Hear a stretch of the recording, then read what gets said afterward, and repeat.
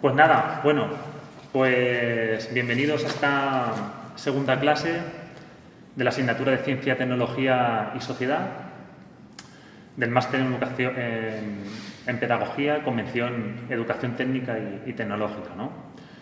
Entonces, bueno, siguiendo el planteamiento del sílabo, ¿no? que se plantea, bueno, pues ahí en el sílabo pues habla la posibilidad, ¿no? de tocar el tema, ¿no? del tema del conocimiento y un poco hacer la crítica esa, ¿no? del conocimiento, o sea, hablar también del conocimiento científico, ¿no? y de hacer la crítica de la neutralidad del conocimiento, ¿no? Entonces, bueno, desde esa perspectiva sí que me parecía muy interesante. Bueno, he montado una clase, una charla, una ponencia, ¿no? Donde vamos a hablar del conocimiento, o sea, antes que hablar de conocimiento científico, pues habría que hablar o intentar dilucidar qué es esto de conocimiento. Y vamos a hablar también, sí que me parecía interesante, desde una perspectiva, ¿no? de esa acumulación del conocimiento, pues hablar de eso, ¿no? de la acumulación del conocimiento por la sociedad, ¿no? Que además son cosas que ya estuvimos también tocando ayer, ¿no? en los días anteriores. Y luego vamos a hablar de una concepción de la ciencia, desde la perspectiva del materialismo filosófico de Gustavo Bueno, que bueno, ahora lo iremos introduciendo, ¿no? Esta perspectiva que tiene que ver también con la perspectiva materialista que le he intentado dar a la asignatura. La verdad es que hablar de ciencia se podría haber hablado de diferentes perspectivas, pero desde la academia, o al menos desde la ciencia de la educación, siempre se suele tratar a la ciencia, ¿no? como, bueno, pues como esa idea, ¿no? de que hace falta lo característico de la ciencia es que tiene un método científico donde se plantean unas hipótesis, etcétera, ¿no? O sea, es como una perspectiva que podéis coger cualquier manual de investigación en educación o en psicopedagogía o en pedagogía y entonces os la vais a encontrar. Entonces, y bueno, aparte también, esa perspectiva la podéis, bueno, en los vídeos que os dejé de mi canal, pues ahí hablo también desde esa perspectiva, ¿no? En la asignatura de Fundamentos de la Investigación del semestre pasado, creo que fue, pues ahí tocaba esa perspectiva. Entonces, bueno, pues si queréis acceder a ella también la podéis echar mano a los vídeos, o ya tengo algún manual, y entonces, pues bueno, ya estaréis al tanto, pero vamos, que es la perspectiva que seguro que también os habrán contado en la asignatura de investigación en este primer semestre y que seguro que se repetirá, ¿no? Porque además es una perspectiva de presentar la ciencia de una manera como muy sencillita, ¿no? Y también que también sirva, ¿no? Un poco para ir construyendo pues ese proyecto de investigación que estáis haciendo, ¿no? Entonces, bueno, yo sí que con esa idea, ¿no? de intentar daros algo diferente, ¿no? intentar daros un tipo de conocimiento diferente, pues sí que he intentado pues eso, ¿no? traer algo nuevo, algo diferente, algo que creo que no habéis dado. De hecho, la perspectiva científica que voy a traer aquí, que se enuncia bajo el título de la teoría del cierre categorial de Gustavo Bueno, en realidad es algo que yo tampoco comprendía muy bien y que en el proceso de ir construyendo estos apuntes pues lo he ido comprendiendo poco a poco, ¿no? Y entonces igual también os voy a dejar todos los materiales que yo he ido revisando para intentar comprender todo esto del cierre categorial, ¿no? De la teoría del cierre categorial, ¿no? Y bueno, y luego también veremos cómo estudiar esta perspectiva de la ciencia, cómo estudiar la ciencia, ¿no? desde esta perspectiva materialista y desde una perspectiva sociológica, ¿no? Porque es uno de los enfoques que priman hoy en día y entonces, bueno, pues creo que sí que es bueno traerlo, ¿no? a colación, ¿no? Traerlo aquí al aula, ¿no? Para tratar un poquito de cómo estudiar esa ciencia, ¿no? Esas ciencias, ya veremos que la ciencia no es una, sino son muchas ciencias, ¿de acuerdo? Entonces, bueno, pues nada, vamos a comenzar, ¿de acuerdo? Con la clase de hoy y bueno, pues eso, en realidad lo que ya hemos estado comentando en las clases anteriores, ¿no? algo que vertebra también, ¿no?, la explicación, ¿no?, o la comprensión de lo que son las relaciones entre la ciencia, la tecnología, la técnica y la sociedad, pues tiene que ver con esa adquisición, esa acumulación y esa utilización del conocimiento, ¿no?, como creo que pudimos ver, por ejemplo, en la clase de ayer, ¿no?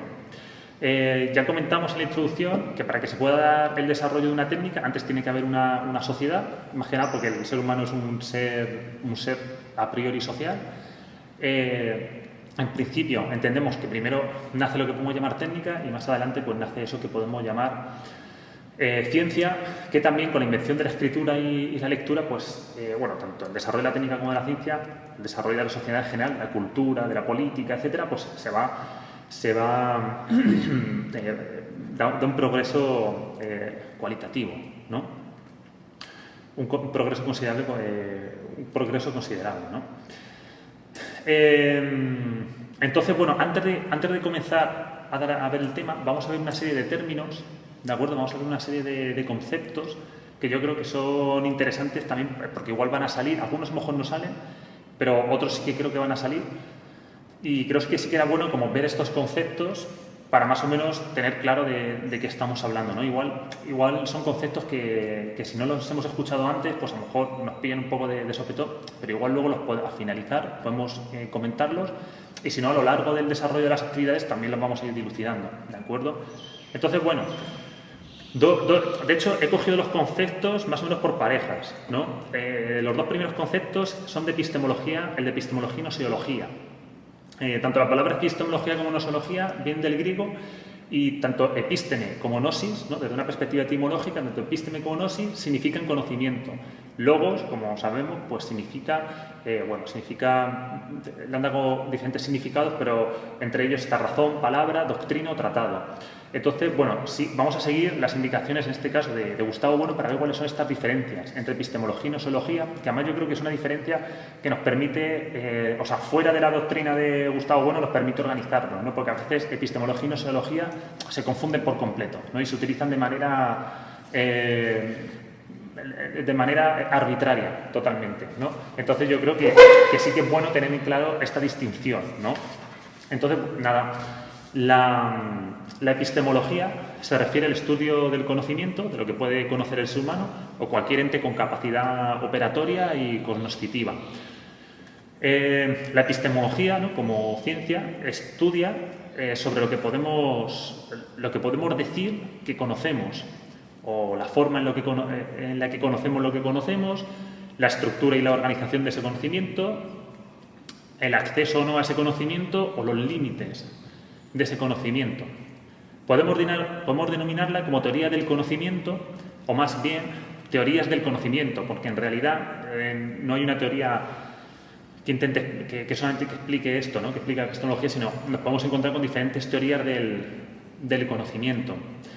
Hay un libro de Varela, no me acuerdo el nombre ahora, José Francisco, creo, Varela, que os hablaba ayer de él, que junto con Humberto Maturana desarrollaron la idea de autopoiesis, que es una idea que al principio no tenía mucha cabida y de hecho la desecharon, y luego la comunidad científica, ¿no?, sobre todo la comunidad bióloga, y luego sí que la cogieron, ¿no?, incluso la utilizan, ¿no?, este tipo, ¿no?, lo que comentamos ayer de autopoiesis.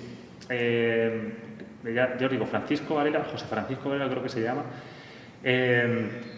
escribió un libro que se llama Conocer en 1980, donde intenta de alguna manera ver cuáles son las ciencias que se dirigen a esa explicación o a esa comprensión del conocimiento, ¿no? O sea, el conocimiento es algo que no solamente se estudia desde una perspectiva, sino de varias, ¿no?, como puede ser la neurociencia, la psicología social, la epistemología, ¿no?, desde el campo de la filosofía, la inteligencia artificial o las ciencias de la computación, por ejemplo, ¿no? Entonces, bueno, ahí hace un intento. Pero bueno, sí que es cierto que en realidad lo que nos encontramos son más bien como teorías, ¿no?, del conocimiento, ¿no?, que se intentan acercar a qué es esto del conocimiento desde posiciones diferentes. Bueno,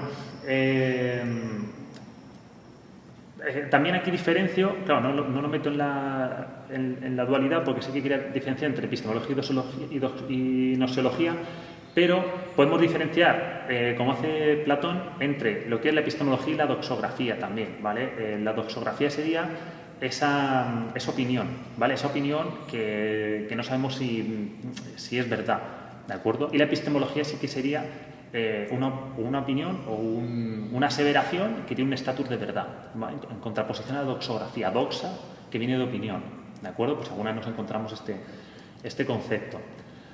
Y la gnoseología la entendemos como el estudio de la adquisición de conocimiento a través de la ciencia, de los métodos, las herramientas, la concepción del objeto de estudio, etc. La ciencia sería un ámbito de conocimiento del ser humano, como la ética o el conocimiento mundano o filosófico. Entonces la ciencia, desde esta perspectiva, se convierte en una construcción del ser humano para alcanzar el conocimiento. Y entonces, en este caso, más que teoría de conocimiento, la podemos denominar teoría de la ciencia o teoría de las ciencias, porque ya veremos que hay más de una ciencia. Esto que os he comentado del estudio de la adquisición del conocimiento, hay que matizarlo porque ahora veremos que en realidad, desde la perspectiva gnoseológica, la ciencia lo que hace no es alcanzar conocimiento, sino lo que hace es alcanzar una serie de verdades, ahora lo veremos, ¿no? de identidades sintéticas que se relacionan con la verdad, ¿de acuerdo? Y no tanto alcanza conocimiento. Eso ahora lo veremos, ¿de acuerdo? Bueno, otra de las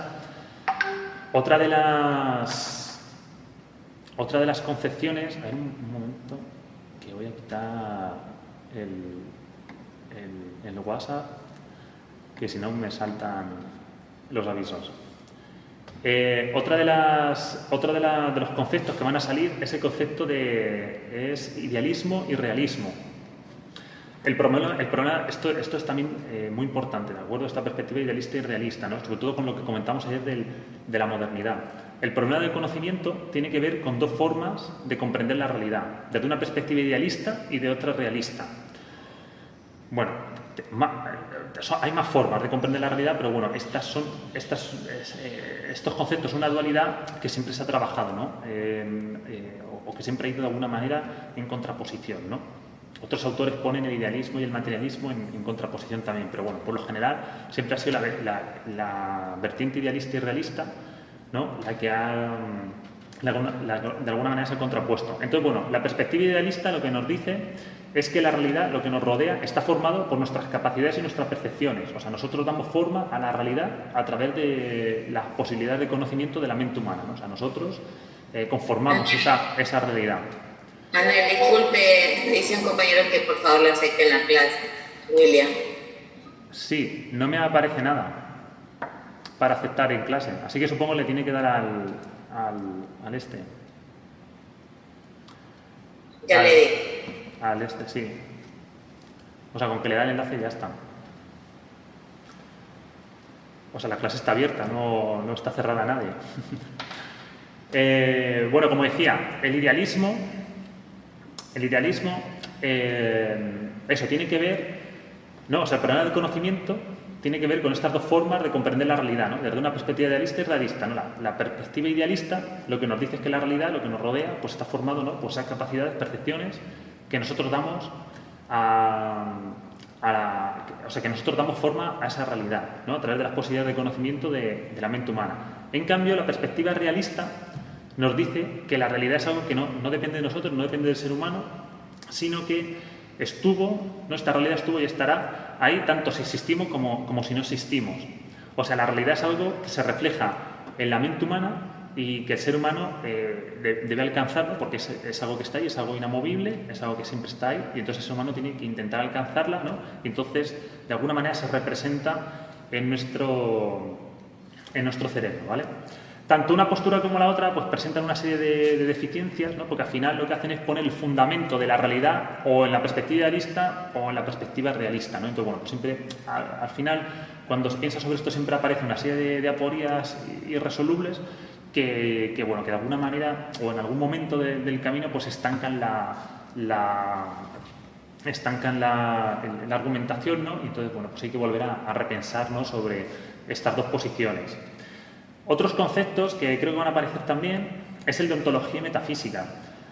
En este apartado me voy a basar en un artículo de Alejandro Escudero, que también luego lo dejaré en los apuntes, ¿no? Para ver cuáles son estas diferencias entre ontología y metafísica. Podemos decir que la metafísica es el estudio del fundamento de la realidad dentro de cada uno de los ámbitos del saber, ¿no? O sea, la ciencia, la filosofía, la ética.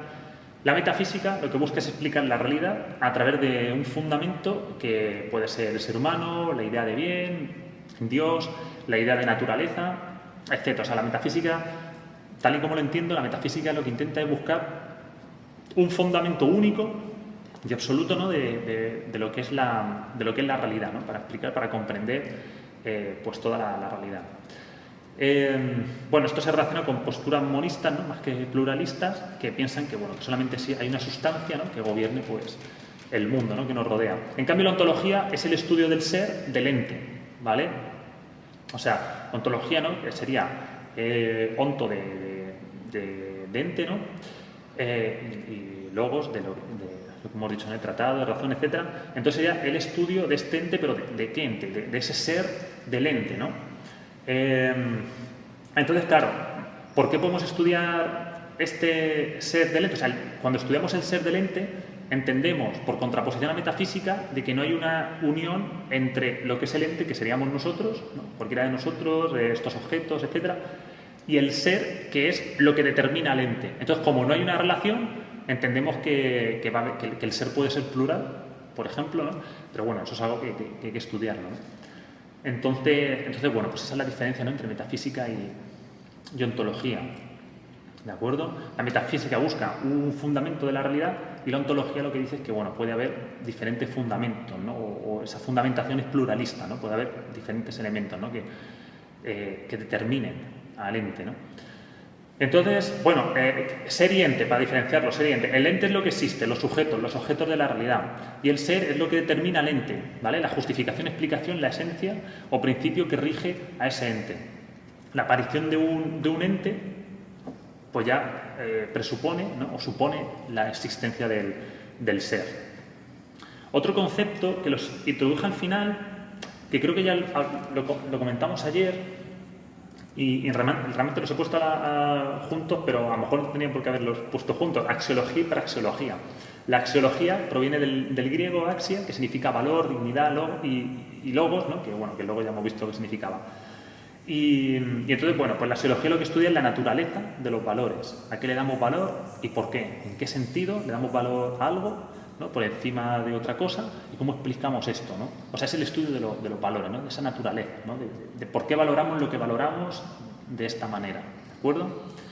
Y la praxeología tiene que ver, viene del griego praxis, que quiere decir práctica, acción, y bueno, pues el estudio del método del análisis de las acciones que realiza el ser humano, ¿no? O sea, de qué manera, o sea, se estudia de qué manera o por qué el ser humano realiza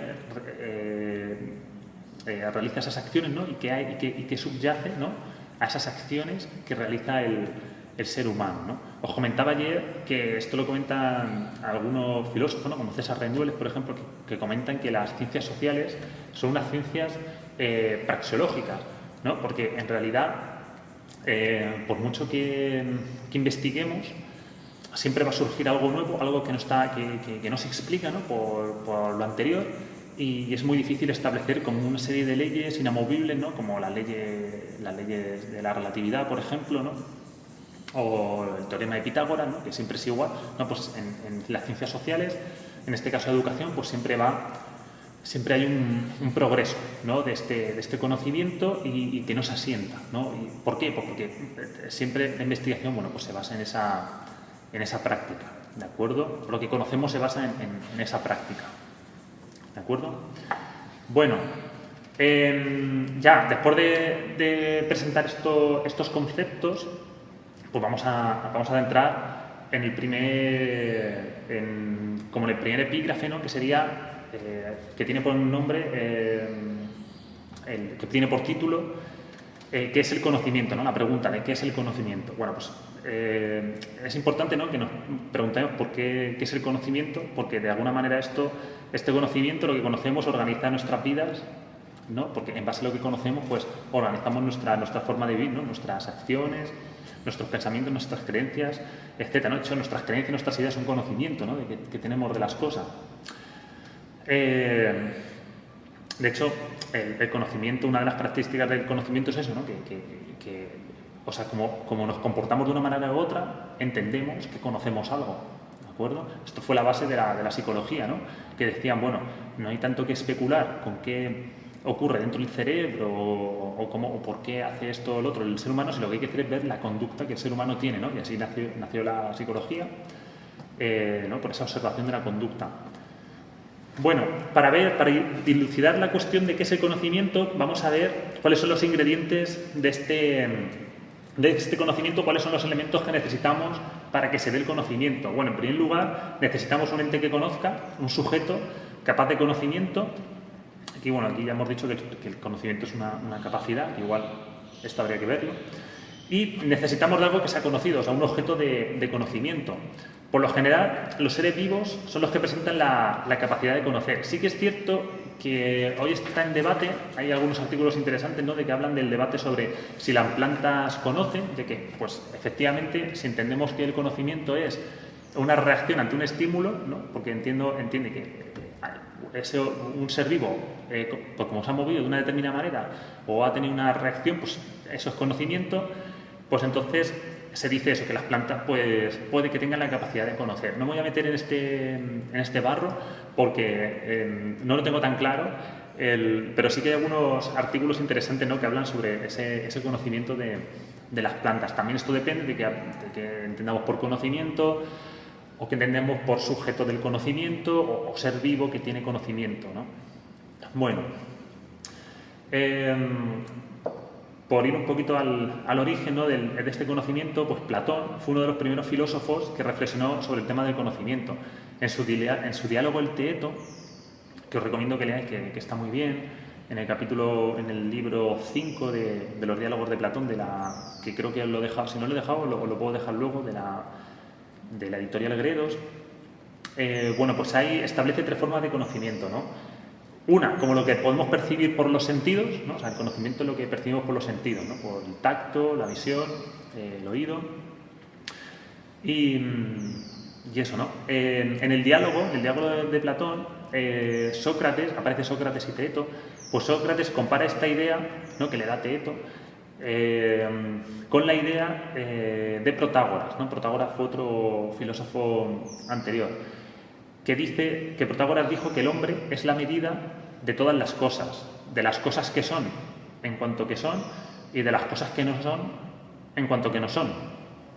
Entonces, bueno, esto también, esta idea, ¿no?, del conocimiento como percepción y la idea que introduce Protágoras, bueno, por alguna manera señala que el sujeto es quien puede percibir lo que existe y lo que no existe, bueno, pues no lo puede percibir, y que también tiene que tener en cuenta todo lo que existe dentro de su desarrollo vital, ¿no? Y también, yo lo entiendo también desde una posición donde lo que nos dice, bueno, el ser humano, ¿no?, por su composición, por sus características, por dónde ha nacido, por su contexto, pero también por el contexto terráqueo en el que ha nacido, pues tiene acceso a un conocimiento. Podríamos tener acceso a otro conocimiento si, por ejemplo, el desarrollo de la evolución hubiera sido diferente, que hubiésemos sido más altos, a lo mejor más pequeños, o hubiésemos tenido una visión de mayor alcance, ¿no?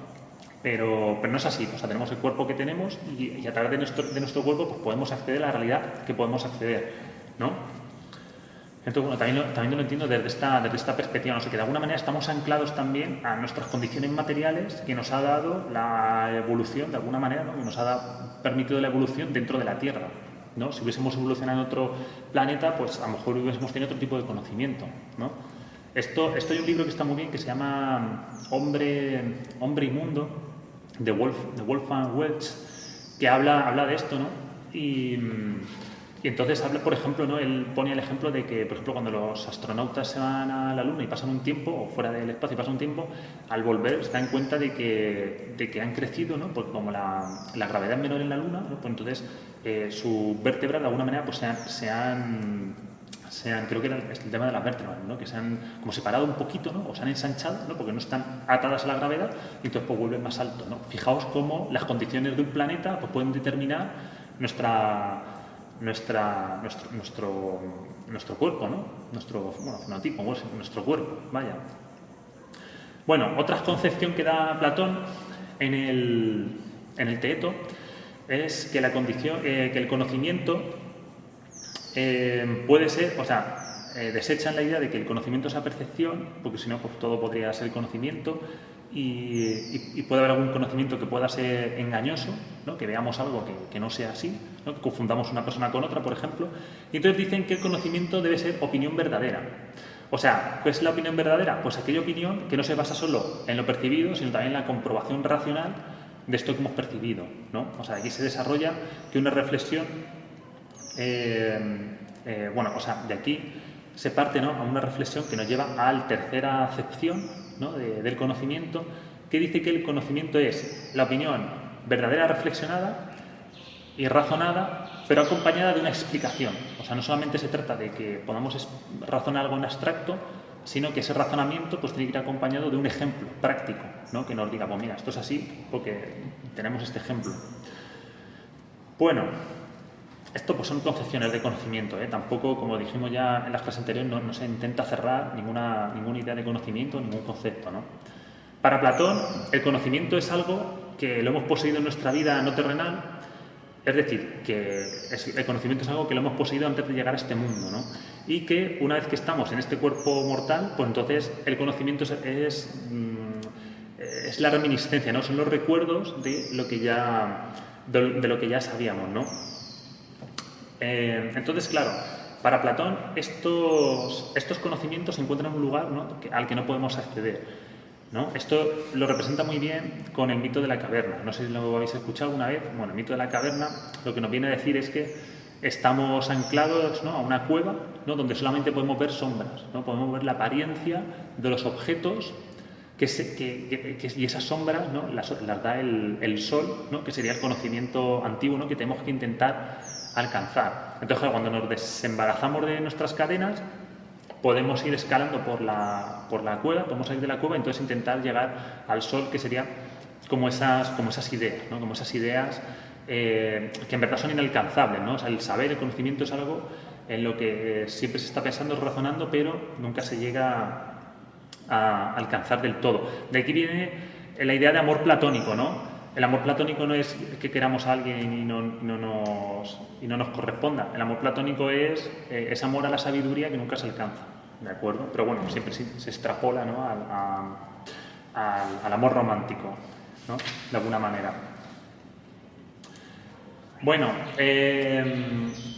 por ir avanzando un poquito, llegamos a la Edad Media y entonces, bueno, pues aparece una idea sobre conocimiento que tiene que ver con que se denomina la perspectiva ocasionalista, ¿no?, donde todo lo que conocemos depende de Dios, ¿no? Bueno, todo está unido por Dios, ¿no? Está unido entre mis átomos o entre yo y vosotros, pues lo que nos permite esa conexión es la figura de Dios, ¿no?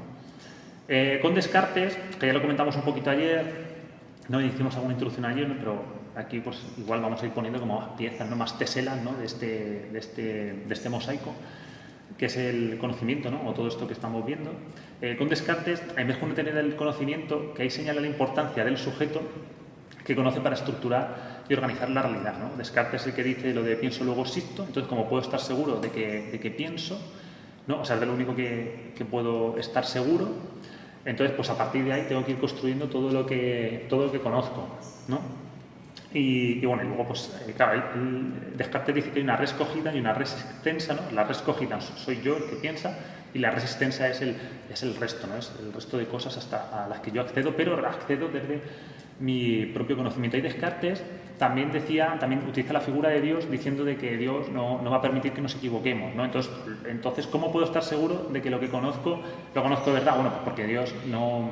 O sea, entiendo que Descartes dice que entiende que puede haber un genio maligno, un diablo maligno, ¿no?, que haga que me equivoque, pero bueno, que Dios como que no va a permitir que me vaya a equivocar, entonces por eso sé que lo que está fuera, la res extensa, pues es verdad, ¿de acuerdo? Luego aparece Immanuel Kant con su crítica de la razón pura, donde también asegura, ¿no?, pues que el ser humano tiene una serie de categorías, ¿no?, que nos permiten, pues, organizar, estructurar la realidad, ¿de acuerdo?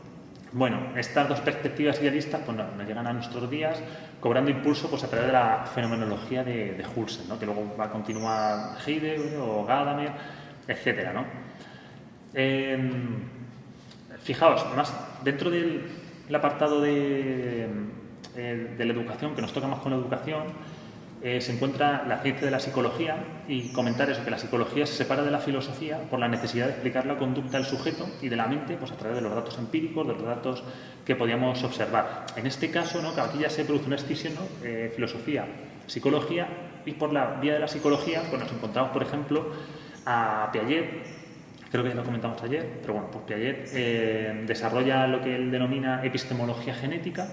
Claro, fijaos, el estudio del conocimiento desde su origen, ¿no? Y cómo intenta construir esta epistemología genética. Bueno, pues él lo que hace es estudiar el comportamiento de los niños, ¿no? Que es ahí donde empieza a surgir el conocimiento, ¿de acuerdo? Entonces, bueno, pues bueno, ya conocemos, ¿no? las teorías de Piaget, no vamos a entrar en ello, pero bueno, que hagamos esta relación, ¿no? Que hagamos esta relación de la importancia de Piaget, que no solamente intentó ver cuál era el desarrollo cognoscitivo del niño, ¿no? Sino que en verdad él lo que buscaba era ver o conocer cuál es ese origen del conocimiento. De hecho, en un momento él cuenta en un libro, creo que Psicología y Educación, que él también en un momento hace un paralelismo, ¿no? entre el conocimiento que ha ido acumulando el ser humano, que ahora lo veremos, ¿no? Esta acumulación de conocimiento, y lo que conoce el niño, ¿no? Y entonces él hace un paralelismo como diciendo, bueno, en realidad el ser humano, que esto es un poco como también lo que hace Comte, ¿no? Que vimos ayer, ¿no? Que Comte como que establece una fase, ¿no? Como que parece que el ser humano va creciendo, ¿no? Va creciendo en su historia, ¿no? A través de la acumulación de conocimiento, de tal, va como creciendo, ¿no? Va como madurando, ¿no? A lo largo de la historia. Y entonces él hace una relación y en un momento le cuenta, como que se la deja ver a Einstein, a Albert Einstein, en un encuentro que tienen, en algún congreso, supongo. Y entonces no me acuerdo no me acuerdo de la anécdota, pero era algo así como que Piaget descubre que los niños son capaces de entender algo del espacio y del tiempo, una cosa antes que otra, ¿no? Y que eso como que contradice como a la evolución natural de lo que se ha conocido en la física, ¿no? En cuanto a espacio y tiempo, ¿no? Pero bueno, pues nada, una anécdota, no me acuerdo cuál era exactamente sobre lo que hablaba el contenido, pero sí que me acuerdo de esa anécdota y creo que está en el libro o Psicología y Pedagogía de 1970 o en alguno de estos, en Filosofía y Psicología o alguno así. Pero bueno, pues la anécdota, ¿no? de Piaget y Albert Einstein. Bueno, a lo largo del siglo XX pues han ido adhiriendo diferentes campos científicos, ¿no? Como la neurociencia, la psicología cognitiva, la inteligencia artificial, el computacionismo, ¿no? O la epistemología, o incluso también fuentes como la biología han intentado dar como esa concepción, ¿no? del conocimiento. Bueno, una de las teorías más actuales del conocimiento nos dice que este no se encuentra solo en el cerebro, sino que el conocimiento depende también del cuerpo y del contexto en el que te mueves, ¿no? Entendiendo que el cerebro no es un órgano que ejecuta una serie de operaciones mentales, sino que el cerebro, bueno, pues actúa, ¿no? En relación a lo que ve, a lo que observa a su alrededor. Que esto es un poquito como volver un poco a las teorías de estímulo-reacción, acción-reacción, ¿no? O a las teorías conexionistas, ¿no? O de contigüidad, del condicionamiento operante clásico, ¿no? Donde dice, bueno, según lo que ve, pues actúa, ¿no? Esto, por ejemplo, también lo comenta Henry Bergson, un filósofo también de principios del siglo XX, si no recuerdo mal, que en su libro, en uno de los libros, Memoria y Materia, también dice eso, dice una frase, dice, el cerebro no está hecho para representar la realidad, sino que está hecho para actuar, ¿no? Está hecho para la acción, ¿no? Entonces, bueno, pues es esa idea, ¿no? Del cerebro que está hecho para la acción y no está hecho tanto como para pensar. O sea, el cerebro sí que ejecuta una serie de acciones, ¿no? Esto es como yo entiendo. El cerebro sí que ejecuta una serie de acciones, ¿no? Pero que no tiene que ver tanto como que hay una máquina que se está moviendo dentro del cerebro, que hay una rueca, hay una serie de poleas que se mueven y unos engranajes, ¿no? Que van haciendo ¿no? Como la típica imagen, ¿no? De los dibujos, sino que en realidad es el cerebro que actúa por eso, ¿no? por elementos, ¿no?, que se van sucediendo, ¿no?, que se van sucediendo uno tras otro, ¿no? Pues ahora de este pensamiento me voy al otro y voy al otro y así, ¿no? Y entonces al final así es como llego al conocimiento, ¿no? No porque el conocimiento se mete en una máquina y entonces de repente ¡pua!, sale otra cosa, ¿de acuerdo? Es un poco como la idea como yo lo veo, ¿de acuerdo? Bueno, la perspectiva del conocimiento que ha inundado nuestro sentido común es la del idealismo, sobre todo a partir de Descartes y Kant, donde el ser humano es quien conforma la realidad a través de las categorías de su mente, ¿no? Esta perspectiva también se ha denominado constructivista, ¿no?, como esta idea de que el ser humano construye su realidad, ¿no? Que en educación seguro que nos suena mal, ¿no? En educación sí que se habla de socioconstructivismo, ¿no? Que bueno, pues lo que dice es eso, ¿no? Que el niño pues viene a ir construyendo su conocimiento conforme va creciendo. Esta idea de socioconstructivismo, según el libro de Castejón y tal, que luego también creo que si no luego lo comparto, pues ahí habla, ¿no?, de que el constructivismo pues se basa en las teorías de Ausubel, en las de Piaget, en las de Vygotsky, ¿no?, y en la teoría de la psicología cognitiva, ¿no?, que habla ya de que el cerebro tiene una serie de elementos como en la memoria a largo plazo, a corto plazo, el procesamiento de la información, etcétera, etcétera, ¿no? Entonces el constructivismo de alguna manera se construye desde estas perspectivas, ¿de acuerdo? Desde la filosofía, más que desde la educación, bueno, desde la educación también ha surgido alguna perspectiva, pero que al final beben de la filosofía, que han intentado como romper un poco como esta idea de la construcción del conocimiento. En filosofía podemos destacar una figura que a mí me gusta mucho por lo que comenta Roy Basca, que además también algunas cosas se relacionan con la perspectiva materialista de Gustavo Bueno, tal como yo lo entiendo. Él desarrolla una teoría realista que sí que ha influido en la sociología y en la educación, por eso lo traigo, ¿no?, a Roy Basca. Bueno, esto luego lo expondremos, ¿vale? En otra clase sí que quería hablaros desde esta perspectiva, sobre todo creo que en la última voy a hablar, ¿no?, desde esta perspectiva realista, ¿no?, y de la idea de alcanzar un conocimiento disciplinario o un conocimiento poderoso, ¿no?, que tiene que ver más con una perspectiva idealista que una perspectiva constructivista, porque al final, por ejemplo, como dice Elizabeth Rata, en un artículo que luego está en inglés, pero igual lo puedo pasar y a ver si lo puedes traducir algo, que está muy bien el artículo. Ella, por ejemplo, lo que dice es eso, que desde una perspectiva constructivista, al final lo que se entiende, ¿no?, o lo que se da a entender es que el niño pues, puede ir construyendo su concepción de la realidad, su conocimiento, como que de alguna manera todo vale y todo puede entrar en debate, ¿no?, que al final, tal como lo entiendo yo, es una perspectiva muy nihilista, ¿no? Bueno, pues todo funciona, todo vale, entonces todo se pone sobre la mesa y todo es aceptable y todo se puede decir, ¿no? Y hombre, y en realidad es una perspectiva de conocimiento que al final, o del aprendizaje, que al final nos puede llevar a lo mejor por otros caminos, ¿no? En cambio, por ejemplo, lo que dice Elisa Rata, que luego lo veremos, es que se podría perseguir un conocimiento disciplinado, ¿no? Y está la idea de, pues hay un conocimiento que hay que alcanzar. O sea, el conocimiento está allí, no está en ti, está fuera de ti, tienes que alcanzarlo y tenemos que desarrollar una disciplina, desarrollar un método, desarrollar unas estrategias para que podamos alcanzarlo, ¿no? Entonces, esa es como la perspectiva, ¿no?, que intenta de alguna manera pues acabar un poco con esta perspectiva constructivista, ¿no? Pero bueno, la perspectiva constructivista de alguna manera pues nos ha permitido más o menos organizarnos, ¿no?, dentro del ámbito de la educación, de alguna manera tenía sentido, pero que sí que sepáis que ya hay vertientes, ya hay perspectivas, ya hay trabajos que se están haciendo que intentan un poco romper con esta idea, ¿de acuerdo? Bueno, otra perspectiva que se puede traducir a la educación, hay por ahí un artículo que también intenta hacer esa traducción de qué recogemos del nuevo giro ontológico, ¿no?, que de alguna manera también se reconoce, ¿no?, en la perspectiva del realismo postcontinental o realismo especulativo, que al final viene a decir lo mismo. O sea, el realismo lo que pone es el foco sobre esa perspectiva realista, ¿no?, de la realidad, donde dice que pues la realidad es una, está ahí, ¿no?, y tenemos que intentar alcanzarla, ¿no? Y esto de alguna manera, pues ya te digo, lucha o intenta romper con los presupuestos constructivistas idealistas, ¿de acuerdo? Bueno, para intentar dar una solución a esto, o ya os digo, una solución igual momentánea, voy a intentar proponer una teoría del conocimiento más allá del idealismo y más acá del realismo, ¿no? Podríamos decir que si el idealismo y el realismo son las dos orillas, ¿no?, pues vamos a intentar proponer una teoría del conocimiento que de alguna manera navegue, ¿no?, o intente navegar, ¿no?, bordeando las dos orillas, ¿no?, por ese río que va entre medias, ¿no? Entonces, bueno, desde esta perspectiva se entiende el conocimiento como un acontecimiento, ¿de acuerdo?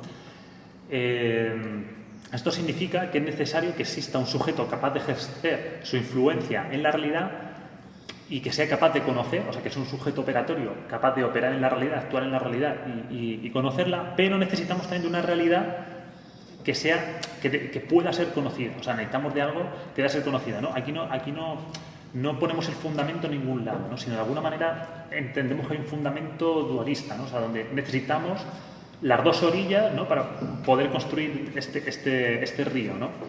Entonces, bueno, entre el sujeto y el objeto se produce una relación de encuentro que no se puede prever a partir de unas premisas. No sabemos lo que nos vamos a encontrar, en todo momento no sabemos lo que va a suceder, no sabemos lo que va a acontecer, ¿no? O sea, la idea de conocimiento es esta idea del acontecimiento, ¿no? Es esta idea de que, bueno, el conocimiento siempre se nos va a presentar, pero algunas veces podemos intuirlo con más o menos probabilidad, pero nunca vamos a encontrar algo, o sea, siempre la realidad nos va a sorprender, ¿no? Siempre el conocimiento que vamos a alcanzar, que vayamos a buscar, nos va a sorprender, ¿no? De hecho, por eso llamamos búsqueda del conocimiento, ¿no? Porque si ya sabemos lo que va a haber, luego lo buscamos, ya sabemos dónde está. O sea, esa búsqueda del conocimiento tiene que ver porque lo que nos vamos a encontrar, de alguna manera, pues acontece, aparece en un momento y no siempre es previsible, De hecho, esto tiene que ver, que creo que lo voy a comentar más adelante también, pero esto tiene que ver también un poco con la idea, por ejemplo, en ciencia tiene que ver con la idea que establece Popper del falsacionismo, no sé si esto lo han comentado, pero bueno, por ejemplo, Popper lo que dice es que en realidad no podemos desarrollar la ciencia sobre lo que no conocemos. O sea, la ciencia se desarrolla sobre hipótesis deductivas, porque tú no puedes realizar una hipótesis sobre lo que no conoces. Si no lo conoces, no lo conoces, ¿no? Entonces, la hipótesis siempre es deductiva. Y entonces, la investigación lo que se trata es de intentar comprobar estas hipótesis deductivas y cuando aparece algo que no encaja, entonces es ahí cuando se produce conocimiento. ¿No? Pero no antes. O sea, no podemos. En la hipótesis no pueden aparecer cosas que no conocemos, ¿no? Esa es un poco la idea de Popper, ¿de acuerdo? Bueno, claro, este acontecimiento, en relación a lo que os comentaba antes, este acontecimiento también se produce en esa relación del sujeto mesoscópico, ¿no? O sea, en ese sujeto donde no puede ver las cosas de un nivel macro ni de un nivel micro, sino el sujeto sería como ese nivel mesoscópico, ¿no? Desde el que accedemos a la realidad y desde la que podemos conocer, ¿de acuerdo? Entonces, bueno, esto claro, también nos dice que el sujeto pues, está anclado pues eso, a su propia evolución, una igualdad de desarrollo y está pues anclado a la evolución y al desarrollo de la Tierra también, ¿no? O sea, fijaos también esta idea de que el conocimiento, lo que conocemos, depende de nosotros, pero depende también de la evolución de la propia Tierra, ¿no? Que más o menos es estable, pero bueno. Pues eso, la realidad, de alguna manera, se convierte en algo incognoscible por dos cuestiones, ¿no? Porque el mundo en el que nos encontramos cambia y evoluciona, tanto los sujetos como los objetos, ¿no? El mundo entendido como sujetos y objetos, como todo, no solo el mundo terráqueo, sino todo lo que existe. Y eso, y por la posibilidad de que acontezca algo que no preveíamos, porque todas estas relaciones que se mantienen entre objetos y sujetos se van renovando, ¿vale? Va evolucionando y se va renovando.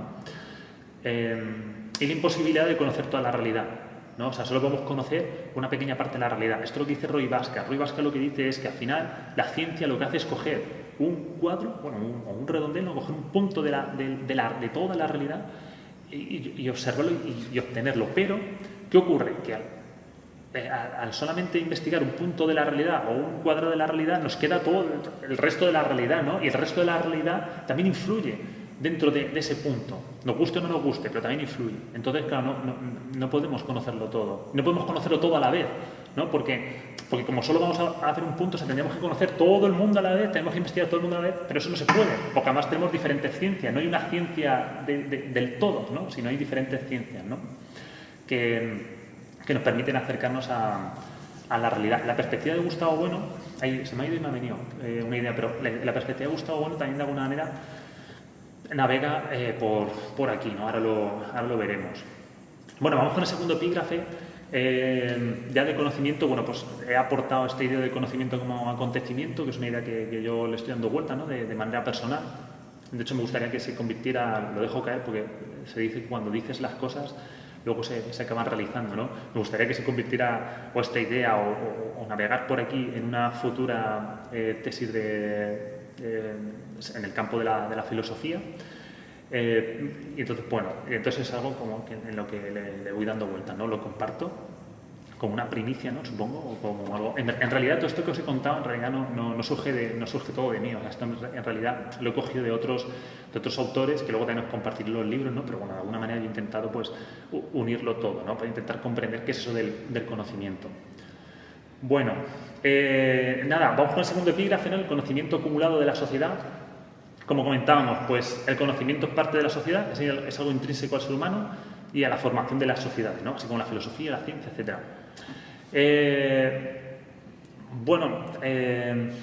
Al final, esta complejización del conocimiento, ¿no? Y esta paulatina separación del conocimiento de los animales, ¿no? Que entendemos que los animales actúan más basados en un estímulo-respuesta, pues se tuvo que dar en el establecimiento de acuerdos sobre esa diferenciación de los objetos, ¿no? Y antes de esta diferenciación de los objetos tuvo que ocurrir esta necesidad de poder diferenciarlos, ¿no? Que se pudo dar por el recuerdo que entiendo yo, o esto es una tesis que yo expongo aquí, que se pudo dar por ese recuerdo que tenemos de los objetos, ¿no? O sea, ¿de qué manera se separa nuestro conocimiento de los animales? Porque empezamos a pensar en objetos que los tenemos ya en la memoria y necesitamos diferenciarlos, ¿no? Para poder hablar con nosotros, ¿no? Desde esta perspectiva social que decíamos, ¿no? Necesitamos diferenciar los conocimientos para ver no podemos denominar a todo con todas las palabras, pues si no, no nos hubiésemos entendido, ¿no? Ante los primeros homínidos no se hubiesen entendido. Entonces, bueno, cuando conocemos algo es porque de alguna manera hemos acordado con otros seres humanos que eso a lo que nos estamos refiriendo es eso y no es otra cosa, ¿no? Empezamos ya a diferenciar, ¿no? Las cosas, ¿no? O sea, que el conocimiento complejo de la realidad, de alguna manera, tuvo que ir de la mano del desarrollo de protolenguajes que permitieran diferenciar estos objetos, ¿no? El progreso del lenguaje, sin duda, pues hizo que se generara un pensamiento abstracto, conformado primero por símbolos y luego por conceptos, ¿no? Como señalan Lamo, González y Torres, el lenguaje pues, ha permitido pues, esa capacidad de libertad humana y de no estar tan anclados a los conceptos. Fijaos, vamos a hacer la relación también con lo que dice Piaget, ¿no? Piaget lo primero que dice es que el niño, cuando está en la etapa preoperacional o de las operaciones concretas, se basa mucho en lo que conoce por lo que ve de manera directa, pero cuando pasa a la etapa de las operaciones formales, allá empieza a conocer, ya empieza a formar conceptos, ideas abstractas y no necesita tanto los objetos para conocer, ¿no? Entonces, claro, fijaos esta relación, ¿no? Lo que hemos dicho antes, ¿no? Esta relación del ser humano que poco a poco se va desprendiendo del medio, va desarrollando el pensamiento abstracto, ¿no? Y entonces se hace más libre, ¿no? Pues esto es un poco lo que dice Piaget también, ese desarrollo del niño,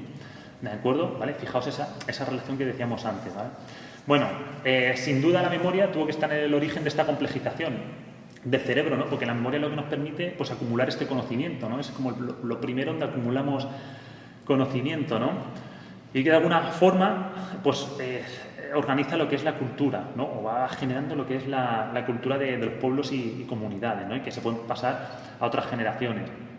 Fijaos, claro, o sea, esto, la gente afrodescendiente, ¿no? De aquí de Esmeraldas lo conoce mejor que nadie, ¿no? Esta idea de que el conocimiento, ¿no? Se va acumulando en aquellas personas que son más viejas, ¿no? De la comunidad y que luego lo van pasando de generación en generación, ¿no? De hecho, eso ha sido como el puntal, ¿no? del desarrollo de la cultura o de la transmisión de la cultura, ¿no? De las comunidades afrodescendientes, ¿no? O sea, fijaos, ¿no? Que la importancia que tiene este cerebro, esta memoria, como el primer lugar donde se acumula el conocimiento que se va traspasando, ¿no? De generación en generación.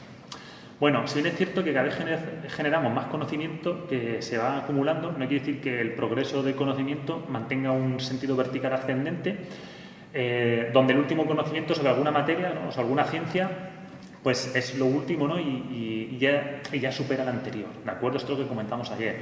El conocimiento se acumula, pero no siempre lo nuevo pues inhabilita lo anterior, ¿de acuerdo? Que esto ya lo estuvimos comentando ayer, ¿no?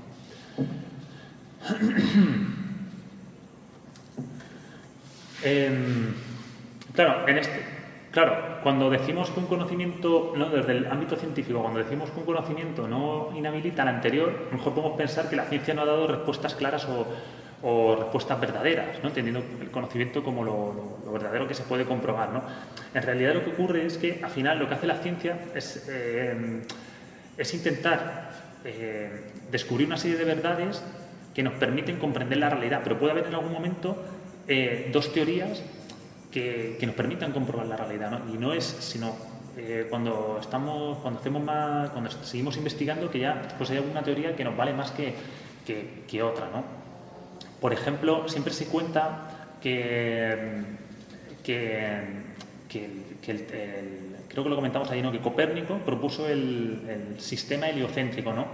Y luego Tycho Brahe, unos años después de Copérnico, propone otro sistema que era un sistema dual, ¿no? Que lo comentamos ahí, ¿no? Que era un sistema donde el Sol, los planetas daban vueltas al Sol y luego el Sol alrededor, a través de la Tierra, ¿no?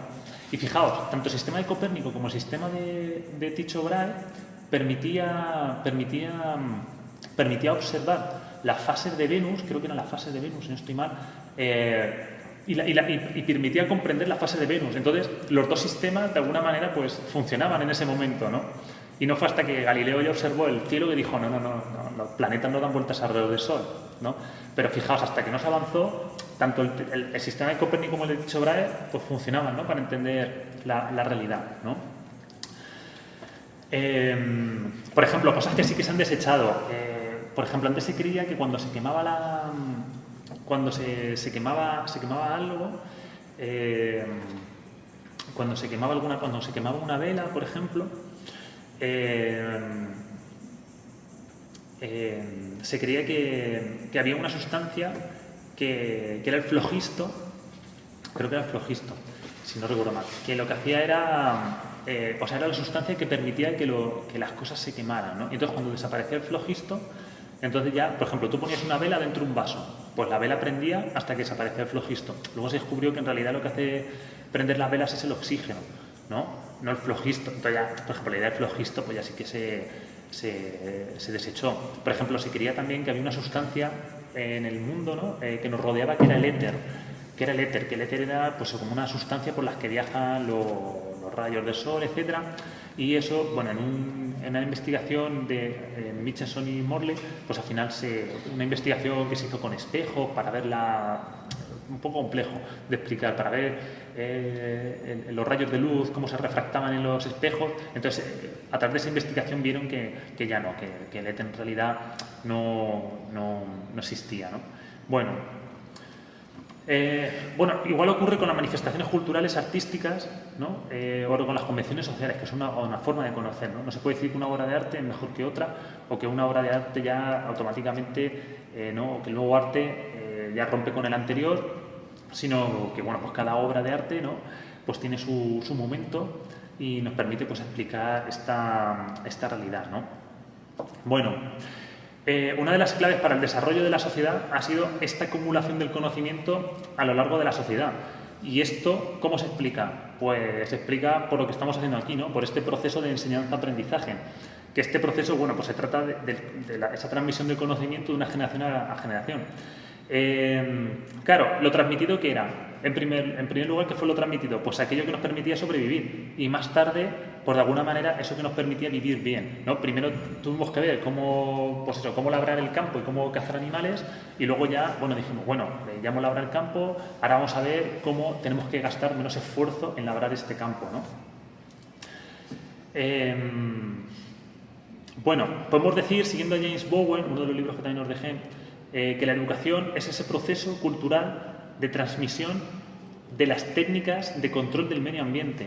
Ojo, al final, claro, lo que necesitamos es controlar lo que nos rodea, ¿no? O sea, controlar lo que nos rodea, ¿no? Para poder sobrevivir, para poder vivir bien. O sea, todo parte de ahí, ¿no? O de alguna manera, todo parte de ahí, ¿no? De esa necesidad, ¿no? De alimentarnos, de cubrirnos, etcétera, ¿no? O sea, si nos fijamos, en principio todo lo que hemos inventado es para eso, para sobrevivir y luego para vivir bien.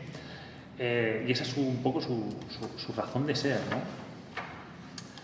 Y también quería traeros esta definición, también por lo que comentamos ayer de la modernidad, ¿no? La modernidad, ¿qué dijimos, no? Que era el ser humano blanco, el hombre blanco que a través de la ciencia intenta pues eso, ¿no? Domar, ¿no? Intenta controlar a la naturaleza, ¿no? Pues fijaos, ¿no? Esta definición de Gilles Weber de lo que es la enseñanza de aprendizaje, ¿no? Que al final lo que seguimos, lo que enseñamos es para intentar, pues eso, ¿no? Controlar el medio ambiente, bueno, controlar lo que nos rodea, o controlar el conocimiento, ¿no? Controlarnos a nosotros mismos, ¿no? Fijaos. Bueno, la aparición de la escritura, de alguna manera, pues permitió acumular este conocimiento, ya no solo a través de la oralidad en las personas, sino ya en grabados, en piedra, en papiros y más tarde en papel, ¿no? Bueno, el papiro ya era un tipo de papel, ¿no? Si nos paramos a pensar en la evolución de la información, la humanidad ha evolucionado de la escritura en medios analógicos, ¿no? La escritura en papel y tal, a la escritura en medios digitales, ¿no? De captar solo números y letras, partituras de música o cuadros, a poder almacenar información en movimiento y con audio, ¿no? O sea, fijaos, ¿no? Cómo ha evolucionado la humanidad en estos 5.000 años, porque la escritura se descubrió hace unos 3.000, 2.500 años antes de Cristo, ¿no? Bueno, en este sentido, pues un invento revolucionario, ¿no? Que tiene que ver con este desarrollo de la técnica y la ciencia, pues fue la imprenta de Gutenberg, ¿no? Que bueno, ya entendíamos que ya se sabe que los chinos ya la inventaron un poquito antes, pero bueno, en Europa sí que, bueno, pues surge, no lo he puesto, pero surge en el siglo XV, si no recuerdo mal, ¿no? Y que ya ahí, bueno, pues permitió eso, la edición de libros a una escala mayor, ¿no? Y la posibilidad de que fueran accesibles a todo el mundo, ¿no? Ya los libros no era algo ya solamente que se copiaba en las catedrales, ¿no? A través de los monjes o los escribas que estaban en las catedrales, sino que ya pues empiezan a haber pues una serie de tiradas de libros, ¿no? que se pueden compartir con mucha más gente, ¿no? Ya no solamente están en un sitio, ¿no? Bueno, pues antes los libros se encuentran en las catedrales, universidades, y luego ya pues empiezan poco a poco, ¿no? De manera paulatina, pues empiezan ya a llegar a otras personas, ¿no? Bueno, una de las primeras instituciones que transmite estos aprendizajes fue el templo en Mesopotamia, ¿no? Se llamaba el templo, ¿no? Esta construcción, hace unos 3.000 años, ¿no? Se dedicaban a transmitir el código moral y a controlar la producción agrícola. Fijaos, ¿no? Lo que necesitamos para vivir, ¿no? O sea, portarnos bien y tener alimento, ¿no? Para poder vivir en sociedad. Este templo era regido por un sacerdote que también era el gobernador. Luego esto poco a poco se empieza a separar y entonces empiezan a ser sacerdotes y gobernadores ya ya luego en Egipto. Y creo que en Mesopotamia antes también, con los babilonios y tal, pero bueno, en Egipto seguro que ya se separan, ¿no? Y bueno, a partir del año 2000 sí que se tiene constancia de que existían las primeras escuelas donde se enseñaba la escritura y cálculo. Y bueno, los primeros registros de los que se tiene constancia son anotaciones de pequeños trozos, de pequeños trazos, ¿no? Sobre amasijos de barro, que probablemente, bueno, era para llevar la contabilidad del templo. Los babilonios establecieron un sistema en base decimal, ¿no? Ya iban contando, ¿no? del 1 al 10, ¿no? En Mesopotamia también los sumerios desarrollaron la escritura cuneiforme, ¿no? Y bueno, más tarde los acadios gobernaron e impusieron una lengua suya, dando lugar, bueno, a un hecho que ha ocurrido siempre, ¿no? Que una lengua pues se ha impuesto a otra, ¿no? Ha habido una coexistencia, pero una lengua siempre era la lengua vehicular y la otra era como la lengua culta, ¿no? Una lengua de la gente culta y otra lengua que utilizaba todo el mundo, que eso es algo un poco que ha ocurrido siempre, ¿no? Hoy en día tenemos que el inglés es como la lengua que utiliza todo el mundo, ¿no? A lo mejor la lengua, no sé si llamarla culta, tal, pero vamos, es la lengua que utiliza todo el mundo, ¿no? Por unas cosas por otras, y luego pues están claro, ya no es a nivel regional, sino ya a nivel global. Luego dentro de las regiones pues también ocurre eso, ¿no? Bueno, la aparición de estos espacios para el aprendizaje y la transmisión de conocimiento pues es algo que nos acompaña a lo largo de la historia. Siempre ha habido un lugar donde se transmitía lo que se conocía, ¿de acuerdo? Yo os digo, empezando por los templos en Mesopotamia, siguiendo, ahora creo que lo vamos a ver, pero siguiendo por la Academia de Platón, el Liceo de Aristóteles, las catedrales, etc. Siempre había como un sitio, ¿no? Donde ese conocimiento pues iba pasando de generación en generación. Fijaos, siempre decimos que la escuela siempre se dice, ¿no?, que la escuela lleva 200 años sin cambiar, ¿no?, que desde 1800 que se creó la escuela pública para las masas, como que no ha cambiado la escuela, ¿no?, como que no ha cambiado la escuela.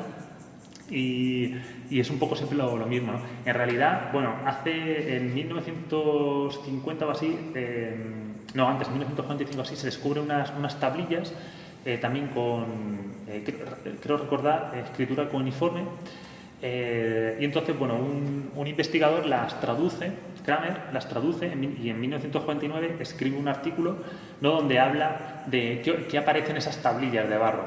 Pues es súper curioso porque esas tablillas de barro eran como el cuaderno de alguien que estaba estudiando para ser escriba, ¿no?, para saber leer y escribir.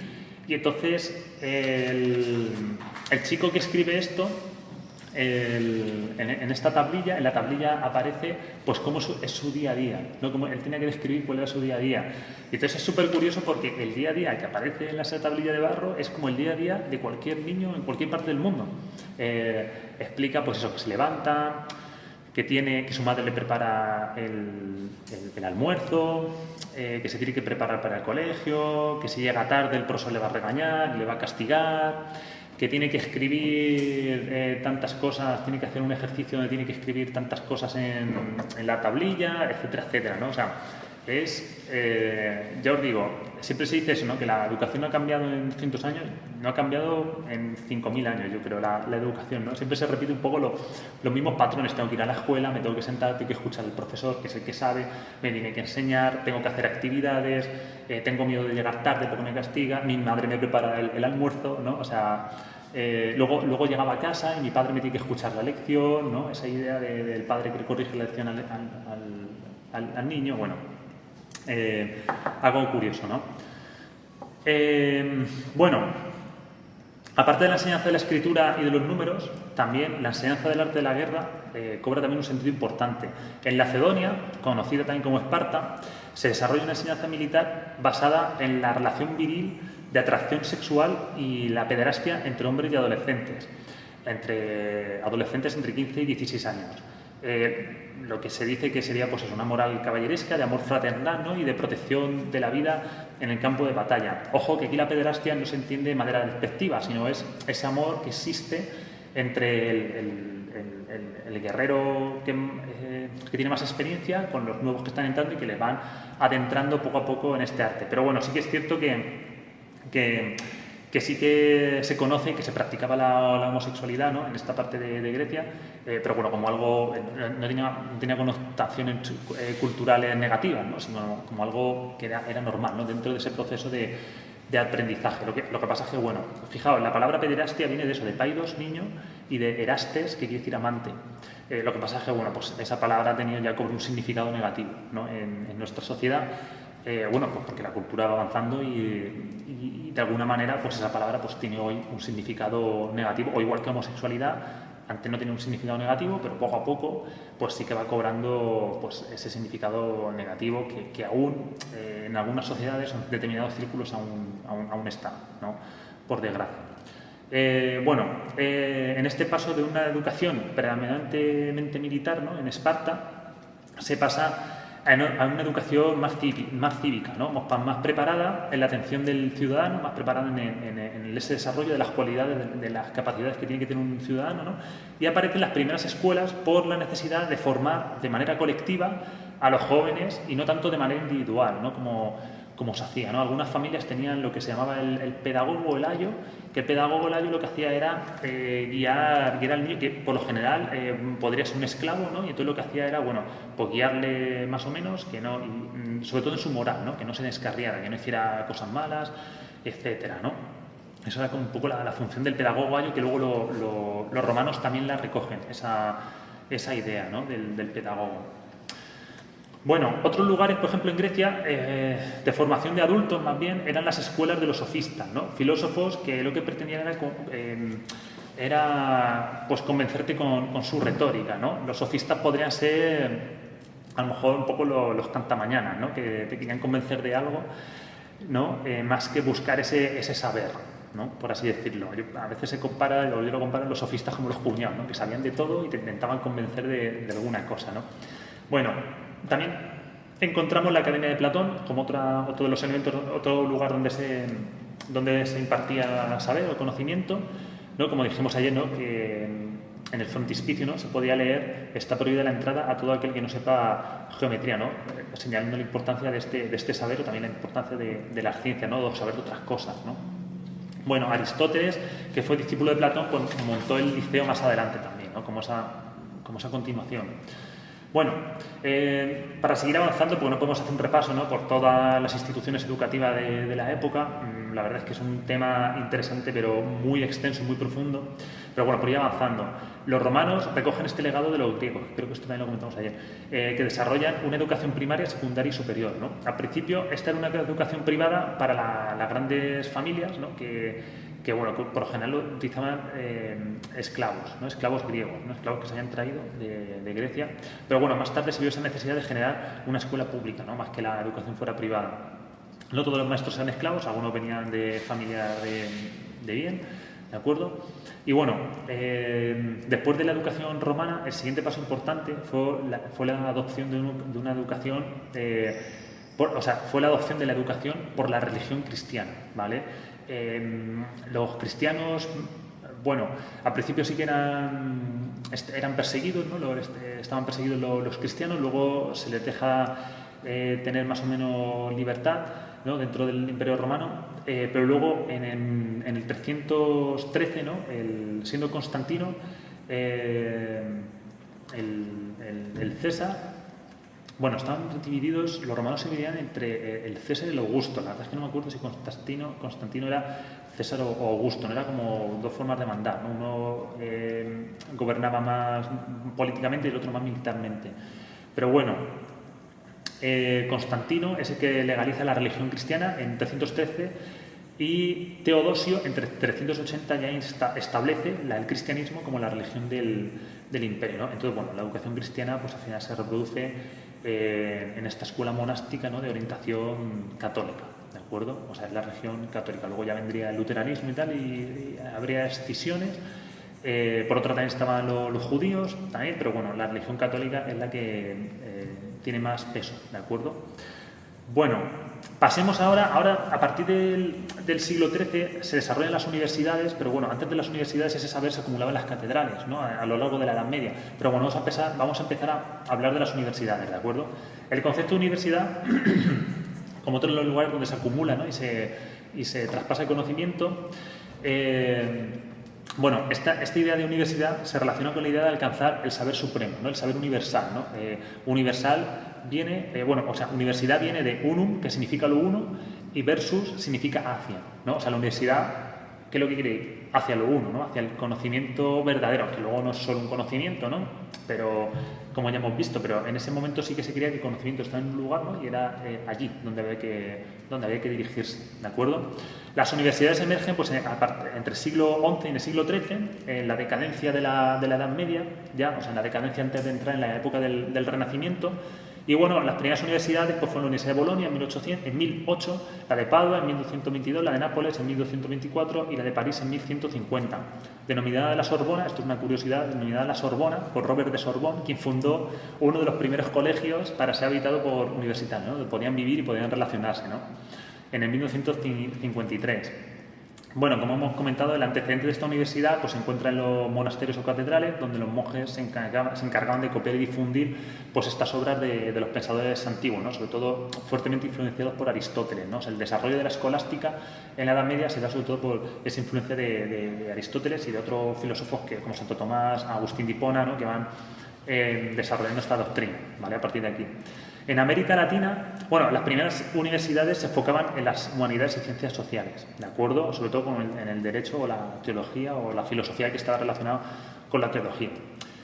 En América Latina, las primeras universidades que surgen serán en Santo Domingo, en México, en Perú, en el siglo XVI, ¿no? Intentando emular el modelo español de la Universidad de Salamanca y la Universidad de Alcalá de Henares, enfocado a la formación de profesionales y también a difundir la religión católica, ¿de acuerdo? Las universidades en general, en la Edad Media, se centraban en la formación del estudiante y no tanto en la investigación, ¿vale? O sea, tenían pues, una perspectiva más formadora, ¿no? de transmisión de ese conocimiento, ¿vale? De ese conocimiento que habían acumulado, pues de transformarlo. ¿Cuál es la metodología de enseñanza? Lo que ya os comenté que íbamos a hacer aquí, ¿no? La metodología se basaba en la lectio, ¿no? Donde el profesor daba una lección magistral sobre algún tema, y en la disputatio, que era la discusión o reflexión sobre donde participaban estudiantes y docentes para exponer los puntos de vista contrarios, ¿no? E intentar llegar pues, a algunas conclusiones, ¿no? Que era un poco lo que intentaba yo hacer con vosotros también ayer, ¿no? Intentar con esos puntos de vista e intentar llegar a, pues, a una serie de conclusiones parciales, ¿no? De alguna manera, que nos permitan pues, comprender, ¿no? la realidad. Bueno, la universidad teocéntrica del medievo pues dejará paso a la universidad del Renacimiento de un carácter más filosófico y poco a poco, como ya comentamos, pues se va sustituyendo a Dios por el ser humano como fundamento de la realidad. Esto hará que se pase a una universidad más científica, ¿no? Con la llegada del positivismo, como vimos ayer, y de esta pasaremos a una universidad más profesionalizante, ¿no? Donde el saber se mezcla con la necesidad de obtener un título para ejercer una profesión. Antes no se daban títulos, tú ibas a la universidad, hacías unos cursos, te daban el título, pero era como más complicado llegar y decir, bueno, yo tengo el título de... No es como ahora, ¿no? Que si eres profesor, tienes el título de profesor, trabajar de profesor. Antes, a lo mejor puedes tener un título de filosofía y trabajar de profesor. Bueno, no estaba tan clara la cosa, ¿no? Ese tema de la acreditación, ¿de acuerdo? Bueno, como mantiene Marcelino Agil Villaverde, que es el que vimos la cita al principio del curso, pues claro, esta necesidad de obtener un título, ¿no? Que se da después de esa necesidad más científica de la universidad, pues es una función que se mantiene con el tiempo, llega hasta nuestros días y de alguna manera la universidad ya, yo creo que la universidad ha olvidado esa idea de que la universidad sirve, pues, o sea, sirve para transmitir el conocimiento, como vimos, ¿no? en un principio, para formar a las personas, pero sí que yo creo que es muy importante, ¿no? Recuperar pues esa visión, ¿no? De la Academia de Platón o del Museum, ¿no? de Alejandría, ¿no? Donde la gente iba a conocer, ¿no? Al conocimiento, y que eso es algo que se daba, pero que en algunas instituciones, ¿no? A lo largo de la historia, pero que lo hemos ido perdiendo, ¿no? Poco a poco, y nos hemos olvidado, ¿no? Por completo. Bueno, como pongo aquí a modo de conclusión, la universidad pues, ha perdido su capacidad para alcanzar el saber y está más bien pues, en manos de lógicas capitalistas y neoliberales que influyen, como yo entiendo, en dos sentidos principalmente, ¿no? En el caso de la oferta académica a estudiantes, en la necesidad de ofertar carreras y dotar de recursos para que el estudiante sea competitivo una vez que salga al mercado laboral, eso, en forma, pues ¿qué se le oferta? Pues cursos de idiomas, para aprender otra lengua, formación paralela, cursos que a lo mejor vienen incluso de instituciones privadas que te intentan pues que acabe siendo desarrollador de apps para móviles o cosas así, becas para que puedas estudiar fuera de tu país de origen, etcétera, ¿no? Y en el caso de la enseñanza y la investigación, pues al final los docentes se tienen que incluir en la lógica de publicar o perecer, publish or perish, que se dice, ¿no? En inglés, ya que su puesto de trabajo y sus mejoras salariales y laborales pues dependen de la publicación de artículos en revistas de impacto que miden que al final estas revistas para poder publicar pues te piden cuantiosas cantidades de dinero, para que os hagáis una idea, pues para publicar un artículo a lo mejor necesitas pues, $3.500 para poder publicarlo, ¿no? Claro, lo que te dicen, la lógica de las revistas es, somos una entidad privada, te publicamos el artículo, pero sin costo, pero la gente tiene que pagar para acceder al artículo. Claro, si tú quieres que ese artículo se lea, lo que tienes que hacer es pagar tú, ¿no? Para que esté en abierto el artículo, ¿no? Lo que se llama el open access, ¿no? Que se llama. Entonces, esa es un poco la lógica, ¿no? Claro, no te están diciendo que paga para publicar, pero de alguna manera pues te están obligando a que pagues porque si no tu artículo pues no lo va a leer nadie. No, lo va a leer poca gente, entonces no recibe citas. Si no recibe citas, pues ese artículo no aporta nada de conocimiento y entonces no mejoran tus condiciones laborales, ¿no? Esa es un poco la lógica perversa, ¿no? Y al final lo que se busca es más intentar buscar investigaciones pues, que estén a lo mejor más de moda o que tengan pues un sentido a lo mejor dentro que se puedan vender, ¿no? De alguna manera, que puedas a lo mejor que acaben en un libro o que lo puedas vender o que puedas comercializarlo de alguna manera, más que intentar, pues vamos a buscar ese conocimiento por el conocimiento, ¿no? O sea, al final se basa un poco pues, en estas modas, ¿no? Pero bueno, esto que estoy diciendo no es así siempre. O sea, se da en algunos momentos, ¿no? O en algunos espacios, no es así tajantemente. Yo creo que hay otros elementos también que influyen en esto. No es esto que estoy aquí dando es una visión muy simplista, pero bueno, simplemente estoy poniendo dos elementos que yo considero más o menos centrales para intentar comprender pues la universidad hoy en día, ¿de acuerdo? Pero no, la discusión no acaba aquí y probablemente a lo mejor ni tenga razón con esto, pero bueno, yo lo suelto, ¿vale? Bueno, vamos con el tercer epígrafe, ya falta poquito, nos queda el tercer y el cuarto epígrafe. Vamos con la idea de la construcción social de la ciencia, ¿de acuerdo? Bueno, en la universidad no es el único lugar donde se investiga, al final existen pues, otros centros públicos y privados, ¿no? Donde se destinan recursos para este progreso de conocimiento científico. En este apartado vamos a estudiar la ciencia como un tipo de conocimiento que se construye, ¿de acuerdo? No como el conocimiento en sí, sino como un tipo de conocimiento, entre otros, que nos ayuden a entender y comprender la realidad. Bueno, como señala Echeverría, que esto luego este autor lo veremos más adelante en otras clases, la ciencia no solo responde a los problemas del conocimiento y la epísteme, sino también a los problemas de la práctica en el laboratorio. La ciencia, por lo general, se produce en grupos de investigación, ya esa idea del investigador solo en su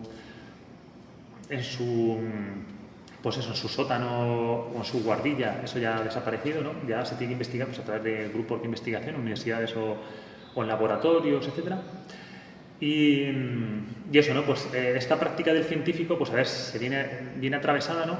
Por una serie de decisiones que tienen que ver pues, con los valores del sujeto en la práctica, ¿no? O sea, ¿qué valoras tú? ¿Cómo tú valoras ese acceso al conocimiento? O sea, ¿cómo valoras tú utilizar un método u otro, una práctica u otra, ¿no? Dentro del laboratorio, ¿no? De hecho, bueno, podemos distinguir entre una axiología de la praxis científica, ¿no? De lo que se hace en el laboratorio, y una axiología, ¿no? De los proyectos de investigación, ¿no? De, bueno, ¿qué vamos a investigar? ¿O qué valor tiene esto que vamos a investigar? ¿O qué aporta esto a la sociedad? ¿No? ¿Qué es lo que vamos a aportar con esto a la sociedad, ¿no? Más tarde, en otra clase, hablaremos de estos valores de la sociedad, ¿de acuerdo? Pero bueno, vamos a centrarnos ahora en la teoría de cierre categorial, como os he contado antes, ¿vale? De la perspectiva de Gustavo Bueno. Esta teoría de cierre categorial la desarrolla Gustavo Bueno en 5 volúmenes que tiene, publicados en Pentalfa. Yo esto lo he sacado sobre todo del primer volumen, del volumen 1, publicado en 1992. Y aparte también me he visto algunos vídeos de otros maestros que explican esto, como Jesús G. Maestro, que os deja el vídeo por ahí también, otro artículo del Cato Blepas, y bueno, el propio Gustavo Bueno en algún momento también explica la teoría de cierre categorial en unos vídeos que él llama teselas, que intentan pues eso, explicar estas teorías, ¿no? Desde la perspectiva del materialismo filosófico. Entonces, bueno, pues yo recogiendo todo eso traigo esto, ¿no?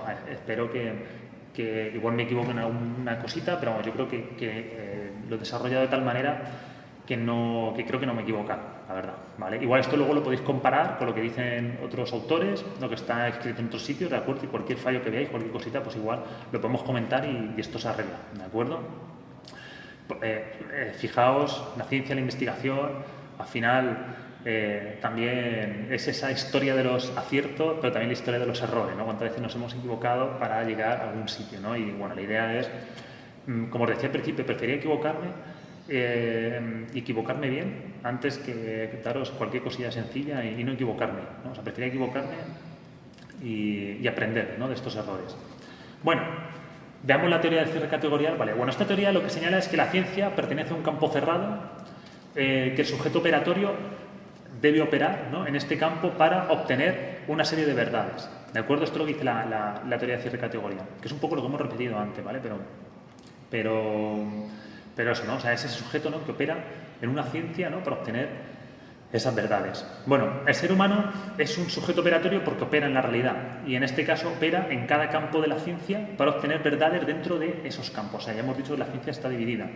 Se podría decir que es una forma de reflexión ya que la verdad ya se encuentra en la realidad, inserta en el mundo y debemos sacarla de ahí. O sea, la verdad ya está en el mundo, la verdad no está en ningún otro lado, la verdad está en el mismo mundo y nosotros debemos sacarla de ahí. Y luego es una reflexión porque nosotros debemos comparar esa verdad con lo que hay en el mundo, ¿de acuerdo? La definición de ciencia es la de una serie de configuraciones que se construyen de manera particular, ¿vale? O sea, la ciencia está configurada de una manera donde la vamos construyendo de una manera determinada. ¿Por qué? Porque hay diferentes ciencias, ¿de acuerdo? Estos componentes pueden ser manipulados y operados por el sujeto operatorio, ¿no? El ser humano. La cerrazón de la ciencia, o sea, que la ciencia esté cerrada, significa que cada ciencia alberga una serie de objetos que mantienen relaciones entre sí. ¿Vale? Por ejemplo, la ciencia de la educación, pues el docente y el alumno serían objetos dentro de esta ciencia y mantenemos una serie de relaciones. Una serie de relaciones que a su vez se mantienen con los contenidos de aprendizaje, que a su vez se mantienen con el clima del aula, con otros estudiantes, etcétera, etcétera. ¿De acuerdo? Estas relaciones estas relaciones que entre los objetos se mantienen a través de operaciones, ¿no? De manera que al establecer una relación de dos objetos, ¿no? Mediante una operación, tiene que aparecer otro objeto, ¿de acuerdo?, que pertenezca a esta misma ciencia. O sea, que de una manera lógica pertenezca pues, a este cierre, ¿no? de la ciencia. Por ejemplo, en las matemáticas, muy sencillo, en las matemáticas si realizo la operación de adición entre dos objetos, ¿vale?, me tiene que aparecer otro objeto. Por ejemplo, si realizo la operación, si realizo una operación de dos unidades, ¿no? Una unidad y otra unidad, si las adhiero, si las añado, ¿qué aparecen? Dos unidades. Y a su vez, esta misma ciencia me tiene que permitir revertir esto, ¿no? O sea, si yo tengo dos unidades y sustraigo una unidad, me tiene que quedar una unidad. Esto es así, ¿vale? O sea, esto es un ejemplo tal vez muy sencillo, pero para que nos entendamos, ¿de acuerdo? Bueno, la categoría, ¿no? O sea, cuando hablamos del cierre categorial, la categoría sostiene a una ciencia dentro de sus propios límites, con sus objetos y sus operaciones, ¿de acuerdo? Porque lo que existe, pues, son tantas categorías como ciencias. Cada ciencia tiene sus propios objetos y operaciones para poder alcanzar esas identidades sintéticas propias de la parte de la realidad en la que estamos haciendo ciencia. Las identidades sintéticas es esa identidad que podemos percibir que es la verdad, ¿vale? O sea, la identidad sintética emerge, ¿no?, de eso que estamos, de esa ciencia, ¿no? O sea, el sujeto operatorio opera en la ciencia y saca una identidad sintética. Y eso es la verdad, ¿de acuerdo? Eso es la verdad momentánea de esa ciencia, ¿de acuerdo? Cada ciencia ocupa un ámbito del mundo o de la realidad que se quiere descubrir y no se puede inmiscuir en otros campos. Por eso es importante lo de la teoría cerrada, ¿no? O sea, la matemática no se puede inmiscuir en la sociología, por ejemplo. Esta ciencia no tiene un elemento exclusivo en el que se centra, ¿de acuerdo? No hay, por ejemplo, siempre se dice que la biología estudia la vida, ¿no? La biología tiene objetos, tiene muchos objetos dentro de la ciencia que mantienen relaciones entre sí, pero no solo es que la biología tiene un fundamento a la vida, sino tiene muchas más cosas el estudio de la biología, igual que la educación no es solo, nosotros lo sabemos, la educación no es solo que estudia la educación, el proceso de enseñanza-aprendizaje entre estudiante y alumno, no, hay más cosas, están los contenidos, está una serie de conceptos que llamamos el clima del aula, los recursos que utilizamos, etcétera, etcétera, ¿de acuerdo? Esa es la idea, ¿de acuerdo? De que no solamente hay un fundamento de esa ciencia, un punto único hacia el que se dirige. Bueno, desde esta perspectiva, la ciencia no es una parte de la epistemología, ¿de acuerdo? Esto es muy importante, por eso se diferencia entre gnoseología y epistemología.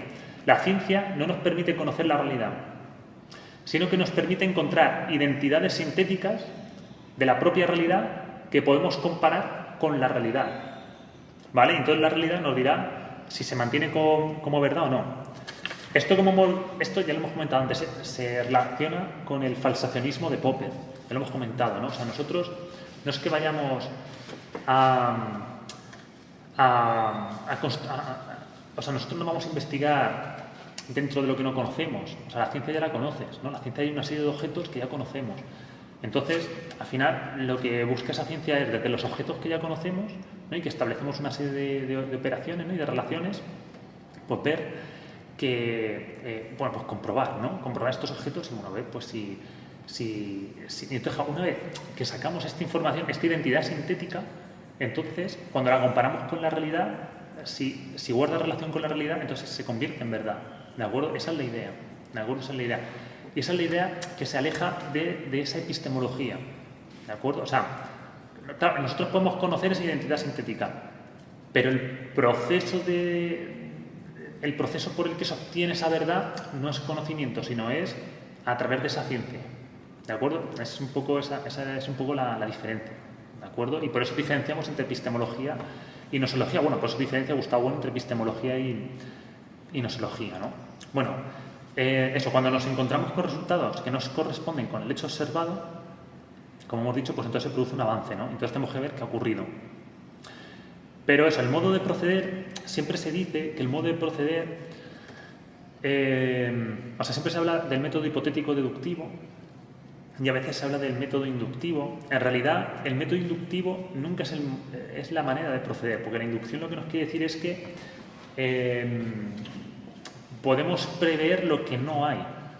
Eso es lo que nos dice la inducción, ¿no? Entonces, en realidad, eso no es así, ¿vale? O sea, nosotros siempre tenemos que realizar una hipótesis con lo que tenemos, con lo que conocemos. Es que si no lo conocemos no puede realizar una hipótesis. O sea, es siempre con lo que conocemos, ¿de acuerdo? Bueno, el método siempre deductivo, ¿de acuerdo?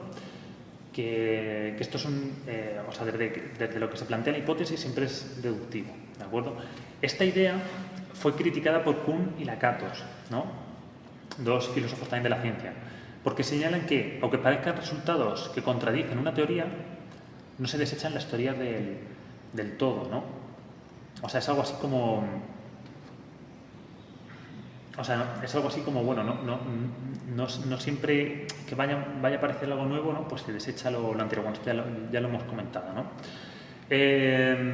Bueno, siguiendo con el aporte de Popper, ¿no? Lo del fasacionismo, ¿no? Entendemos que las ciencias nos ofrecen identidades sintéticas momentáneas que pueden ser refutadas, ¿de acuerdo? Esto ya lo hemos comentado, ¿no? O sea, al final lo que conocemos siempre se da en un tiempo, ¿vale? Y esto, bueno, de alguna manera pues señala la apertura de esa ciencia. O sea, la ciencia está cerrada en una serie de objetos y operaciones, pero no clausurada. O sea, siempre se puede avanzar en esa ciencia, ¿de acuerdo?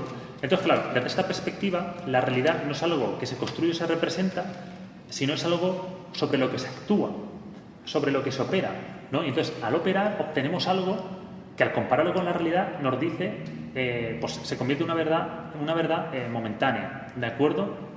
Pero no es que representemos la realidad ni que al investigar eso es un reflejo de lo que es la realidad, no, sino que obtenemos un dato a través de la operación que hemos hecho en la realidad y entonces lo comparamos para ver si es verdad, ¿de acuerdo?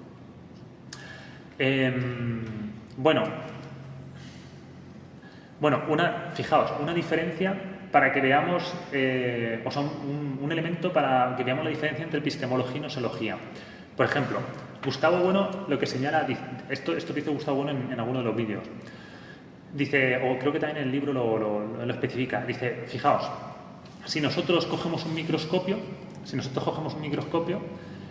para ver las microcélulas, ¿no? Podemos decir que nosotros, gracias al microscopio, podemos ver, ¿no? esas células, ¿no? Entonces, de alguna manera, ese microscopio nos permite conocer, ¿no? O sea, es como que alarga, ¿no? Bueno, o empequeñece, ¿no? Empequeñece nuestra visión, ¿no? Y entonces nos permite pues, ver eso que ocurre ahí. Eso desde la perspectiva epistemológica, ¿no?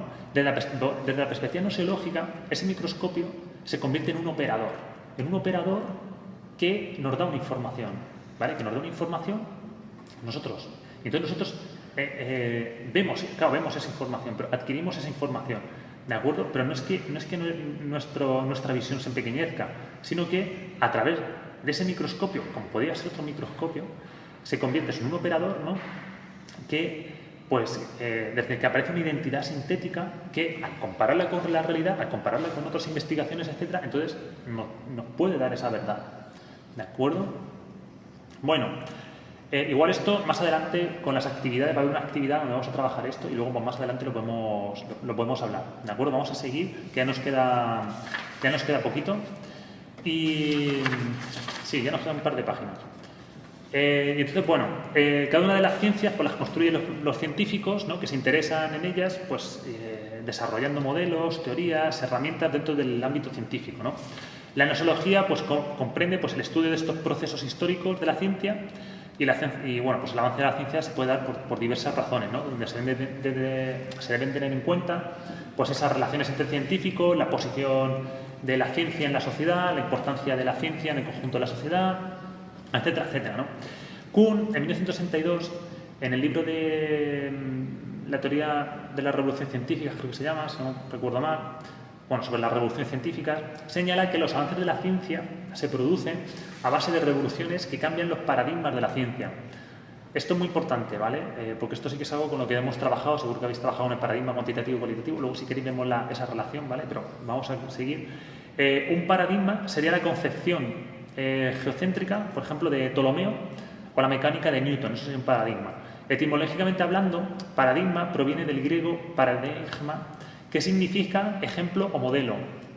Cuando no se tiene un paradigma definido, ¿no? Dentro de la ciencia, lo que dice Kuhn es que cuando no se tiene un paradigma definido, todas las explicaciones que se puedan dar sobre un fenómeno determinado pues pueden ser igual de válidas. Esto es un poco lo que ocurre con la idea de conocimiento. Que hoy en día, de diferentes ciencias, se puede dar más o menos una idea aproximada de lo que es el conocimiento, una idea que tiene sentido, ¿no? Sobre lo que es el conocimiento. Esto es lo que ocurre un poco con esta teoría de conocimiento hoy en día, ¿no? Entonces, bueno, un momento que veo agua.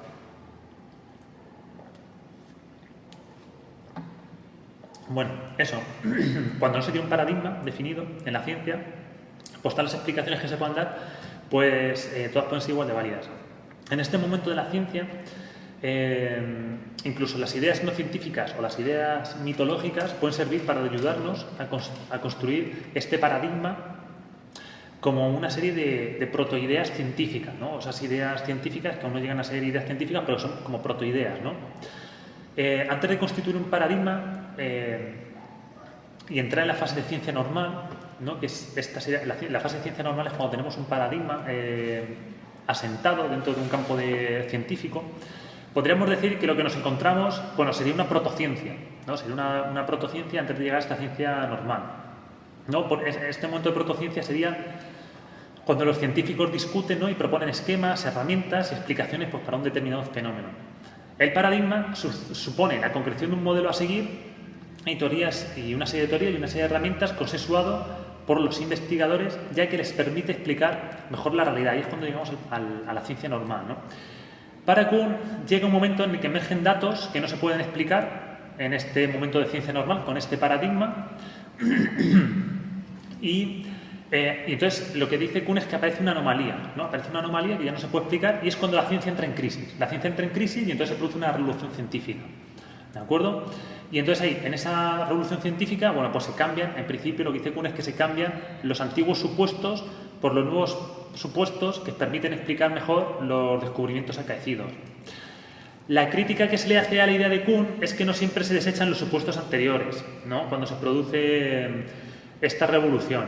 Claro, según Gustavo Bueno, lo que dice es que la revolución científica, en realidad, es una parte consustancial al desarrollo de la ciencia, por lo que no tiene nada original. O sea, la ciencia tiene que estar cambiando, tiene que estar en constante evolución. La ciencia no es algo no es algo que se congela en el tiempo, es algo que está en constante cambio y en constante desarrollo, en constante progreso. Entonces, claro, la investigación en un campo científico pues conlleva la necesidad de que se produzcan cambios constantes en los paradigmas, si no, ¿para qué estamos investigando? O sea, es que la propia idea de investigar conlleva ese progreso, si no, sería otra cosa, ¿no? Si no quisiéramos progresar en ese alcanzar la sabiduría, alcanzar la verdad. Claro, fijaos, en el campo de la educación, ¿no? A pesar de que el paradigma imperante es el socioconstructivismo, bueno, el socioconstructivismo, lo que sería el aprendizaje y el interpretativo, el paradigma interpretativo o tal vez el sociocrítico, ¿no? Dentro de la investigación, en realidad nos han desechado otros paradigmas. Nos han desechado otros paradigmas para comprender y para desarrollar la investigación, pues se sigue utilizando el positivismo, ¿no? En investigación se siguen juntando el positivismo y el interpretacionismo o la teoría de crítica y lo mismo a la hora de educar, ¿no? En las teorías del aprendizaje seguimos echando mano de las teorías cognoscitivas, de la psicología cognoscitiva, pero seguimos echando manos también a la hora de utilizar estrategias de modificación de conducta, seguimos echando mano de las perspectivas conductistas clásica y operante, por ejemplo, ¿no? Para que nos hagamos una idea. Bueno, por tocar un poquito más para comprender un poquito más la idea de la teoría de cierre, la ciencia de la teoría de cierre categorial, ¿cuándo emerge una ciencia, ¿no? ¿Cuándo emergería una ciencia? Bueno, pues según la teoría de cierre categorial, esta ciencia emerge a partir de unas armaduras o contextos determinantes que se configuran dentro de la ciencia, ¿no? Bueno, vamos a ver qué son estas armaduras. Estas armaduras son elementos creados de manera artificial que nos disponen para crear los teoremas, ¿vale?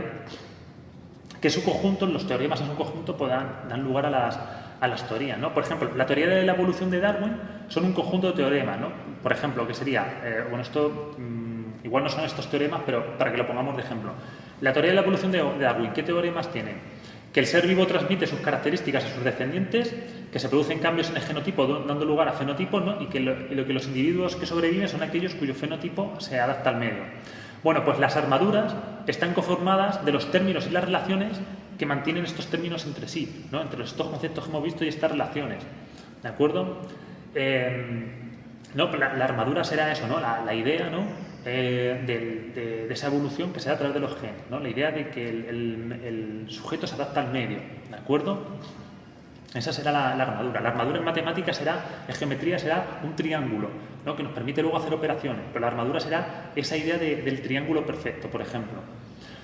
Entonces, a partir de esas armaduras, con esos conceptos y las relaciones entre conceptos, se forman los teoremas, que serían como las unidades mínimas, ¿no? La unidad mínima de una teoría científica, ¿no? Y esa teoría científica sería el conjunto de teoremas, ¿de acuerdo?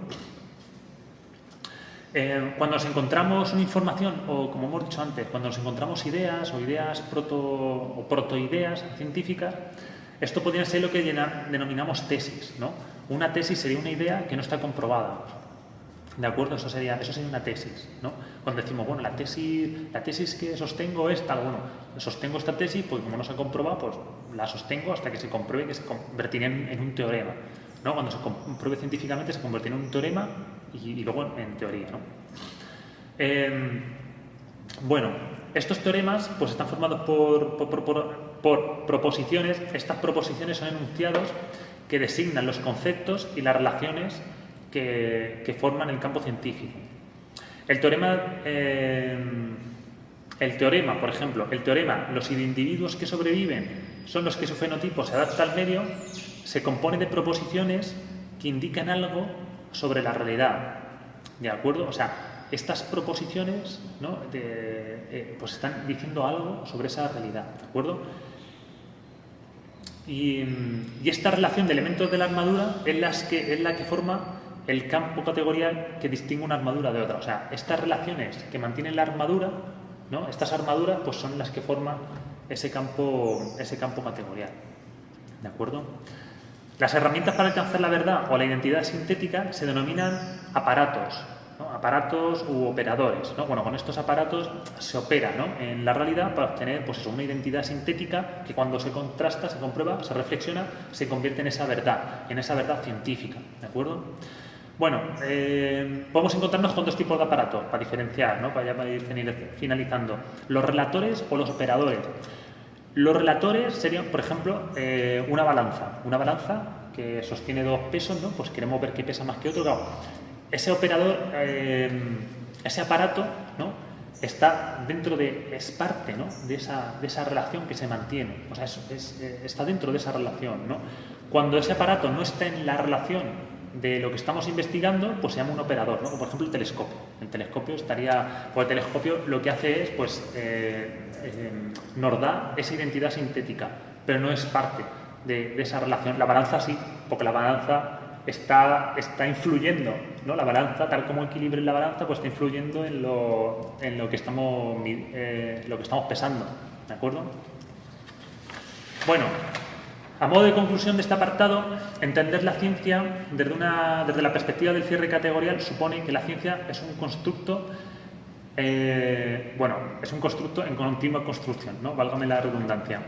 Asimismo, las identidades sintéticas, donde se encuentra la verdad científica, son construcciones temporales susceptibles de ser revisadas y modificadas. Esto señala que las ciencias pues, no otorgan verdades clausuradas de las que no se puede avanzar, sino que todo lo contrario, nos dan verdades temporalmente válidas que tenemos que seguir refutando, ¿de acuerdo? Entonces, en este caso, la labor del científico es la de intentar ir un paso más allá para continuar profundizando, ¿no?, en el desarrollo de esta ciencia.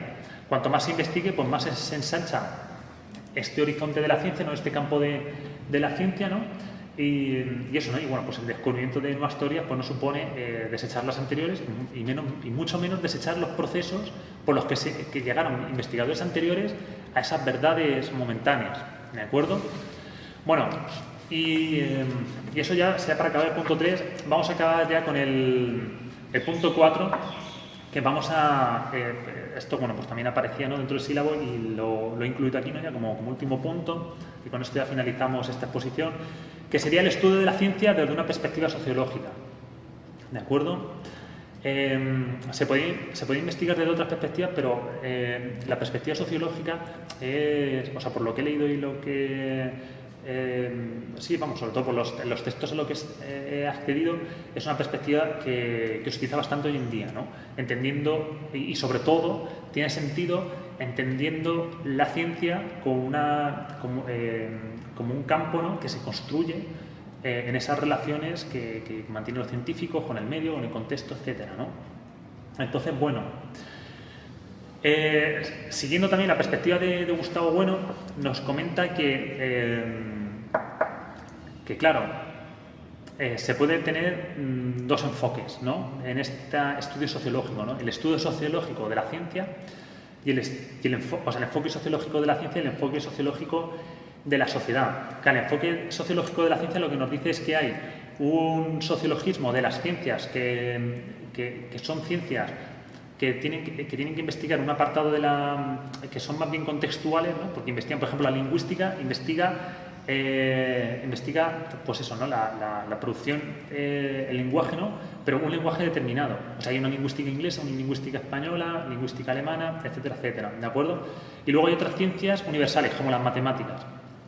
Y el enfoque sociológico de la sociedad, lo mismo, ¿no? O sea, la sociedad se puede investigar desde su contexto, desde lo local, desde los estados, desde la región latinoamericana, o se puede estudiar atendiendo a la sociedad en general. Entonces, bueno, Gustavo Bueno pone el foco en 4 elementos, ¿no? En el sociologismo, o sea, desde el enfoque de la sociedad aparece el sociologismo relativista y absolutista, ¿no? El relativista es el que se centra en un contexto, en una comunidad, en una localidad, y el absolutista en general, ¿no? Y desde la ciencia, el sociologismo especial pues sería una ciencia especializada, ¿no?, en lingüística inglesa, lingüística española, por ejemplo, o el sociologismo universal desde la ciencia sería pues esa ciencia para toda la física, las matemáticas, etcétera. Entonces, bueno, eso.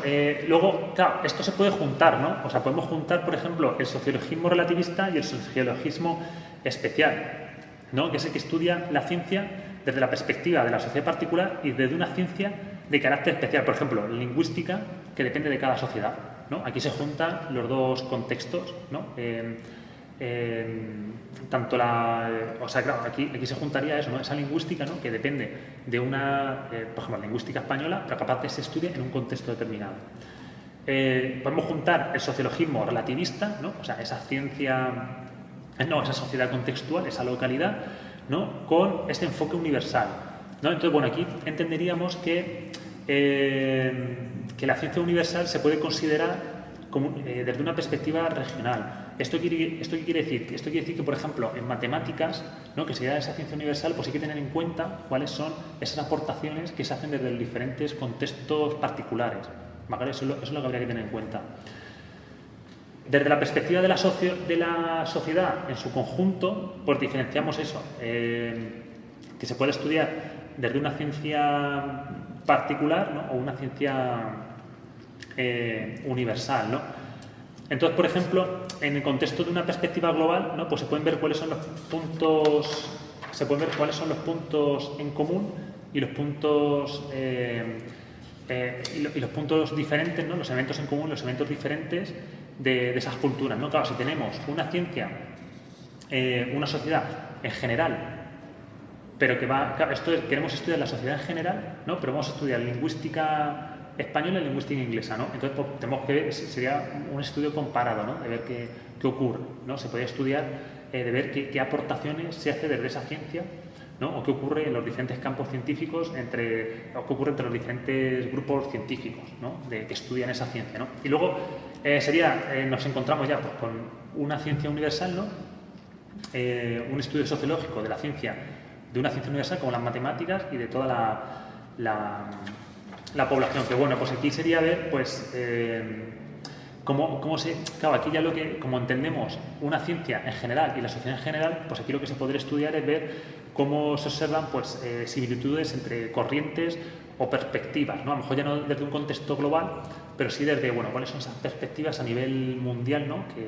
que se reparten, ¿no? Alrededor del globo. ¿De acuerdo? Ese sería un poquito el tema. Igual si no se comprende bien, ahora lo vemos. Y ya vamos con el último punto, ¿no? Que siguiendo al amo de Espinosa, González y García, distinguimos 3 elementos a tener en cuenta en el estudio de una ciencia. ¿De acuerdo? Bueno, en verdad ellos presentan 3 elementos y yo los he cambiado un poquito. Entonces esto es casi lo cojo de ellos la idea, pero esto es un poco una versión mía, ¿vale? Entonces los fallos no se los atribuyamos al amo de Espinosa, González García y Torres Albero, sino a mí, ¿de acuerdo? Entonces, bueno, aquí hay 3 cosas podemos centrarnos para investigar una ciencia. En primer lugar, el paradigma compartido por los investigadores, esto es, el conjunto de herramientas, modelos teóricos, estructuras explicativas, enfoques, perspectivas utilizadas en investigación. Podemos encontrar que diferentes grupos de investigación pues, prestan atención a diferentes paradigmas. Por ejemplo, en educación tradicionalmente se han distinguido 3 paradigmas. Bueno, esto siguiendo el libro de Carr y Kemis. El paradigma positivista, basado en la objetividad de la realidad y su medición exacta. El paradigma interpretativo, que presta atención a las diferencias subjetivas de los sectores educativos. Y el paradigma sociocrítico, que busca transformar la realidad solventando las injusticias del contexto o aquellos elementos que reproduzcan la sociedad en contra del progreso conjunto de la sociedad o en contra de lo que podemos entender como una visión ideal de lo que es la educación en su conjunto, ¿no? Para toda la sociedad. También hay que investigar la institución social que forman los investigadores. Esto se suele agrupar en entidades privadas o públicas o en las universidades privadas o públicas. A su vez, estos investigadores pues, pueden pertenecer a una comunidad de investigadores configuradas alrededor de un paradigma, ¿no? Los positivistas, a través de un sistema filosófico, el sistema materialista, por ejemplo, la propia lengua, que se junten investigadores que hablen español o que hablen inglés, ¿no? Por ejemplo, hay gente que habla español de España y de Ecuador, por ejemplo, o el objeto de estudio, ¿no? Por ejemplo, que en España y en Ecuador se esté investigando la calidad educativa, ¿no? Y se monta un grupo de investigación a partir de eso. Y eso puede tener carácter nacional, regional o internacional. Hoy en día, pues como sabéis, pues se prima la interdisciplinaridad y la interrelación de investigadores y equipos de investigación. Sobre todo desde la región latinoamericana esto se está primando bastante, ¿no? Nos hacen hincapié, ¿no? En esta necesidad pues, de establecer lazos pues, con otras comunidades, o sea, con otras comunidades científicas, con otros países, etcétera. Y por último, ¿qué habría que investigar? Bueno, los resultados de investigación y su repercusión en la sociedad. Por lo general, los resultados de las investigaciones científicas tienen poca repercusión en la sociedad, en la política o en la cultura. Es cierto que cada vez son más las plataformas de divulgación y los recursos disponibles para la población, pero es difícil introducir cambios legislativos o cambios en los hábitos de vida de las personas. Porque sí, ¿no? O sea, al final, creo que ya lo comentamos, ¿no? La sociedad, de alguna manera, la sociedad en general, tiende a estabilizarse y cuando se ha encontrado una estabilidad que de alguna manera pues, nos permite funcionar, ¿no? Como sociedad, pues es difícil establecer cambios, ¿no? Mira, esto lo pongo aquí, ¿no? Tanto las personas como las organizaciones pues tendemos a esa estabilidad, que no al conservadurismo, ¿no? Que al final el conservadurismo es como establecer una serie de patrones anteriores, ¿no? Pero vamos, tendemos eso, ¿no? Hacia esa estabilidad, ¿no? Una estabilidad pues, que supone pues, eso, mantener una serie de hábitos que nos permiten funcionar, ¿no? Pues, con relación a nuestras creencias y a nuestros objetivos vitales de vida. A nuestros objetivos vitales, ¿vale? Vitales de vida no tiene sentido, ¿no? Cuando comenzamos a creer en algo diferente a nuestras prácticas habituales, comenzamos a introducirlo de manera más o menos paulatina hasta que nos habituamos a esa nueva práctica. A veces es al revés, ¿no? Probar una nueva actividad, a pesar de nuestras reticencias, puede que nos haga cambiar nuestras creencias. La divulgación de la investigación tendría que conseguir traspasar la barrera de nuestras creencias a través de un discurso racional y verosímil con las vidas que llevamos, ¿no? O sea, con esta idea de que la razón, esta idea que habíamos de que hay una relación entre la razón científica y la razón del sentido común la razón de sentido común de las personas, ¿no? Pues intentar establecer, intentar traspasar esa barrera pues a través de esa razón científica, ¿no? Otra vertiente también que comentar de esto es el acceso a la información. La investigación no es una construcción que es en el presente, sino que depende de lo que han hecho muchas otras personas en el pasado. Es decir, la ciencia al final es una empresa colectiva de manera vertical y también horizontal, ¿no? O sea, en un tiempo determinado, pero tal vez a lo largo del tiempo, ¿no? Cuando una empresa privada arguye que puede poner el precio que quiera a una patente, porque es una empresa que ha puesto el dinero para realizar esa investigación, bueno, pues hay que recordar que esa investigación tiene que ver, bueno, pues con el esfuerzo que hicieron, ¿no? Otros, y dónde dejaron otros la investigación antes que llegara esta empresa, ¿no?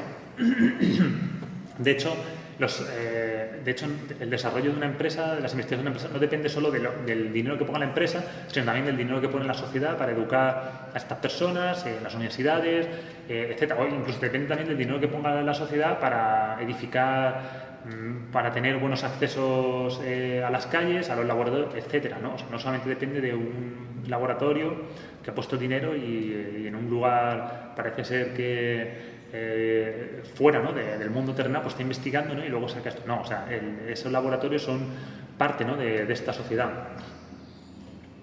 tanto lo privado como lo público, ¿no? Bueno, en este sentido yo creo que se deberían fijar precios justos, ¿no? Que permitan a las personas acceder a estos resultados de las investigaciones y a la vez que le permitan también a todos, a las instituciones privadas y públicas, ¿no? que investigan, que permitan mantenerse, ¿no? Y ya está, bueno, pues hasta aquí sería el comentario, ¿vale? La pequeña conferencia, la pequeña charla, ¿no? sobre este punto. ¿De acuerdo? Y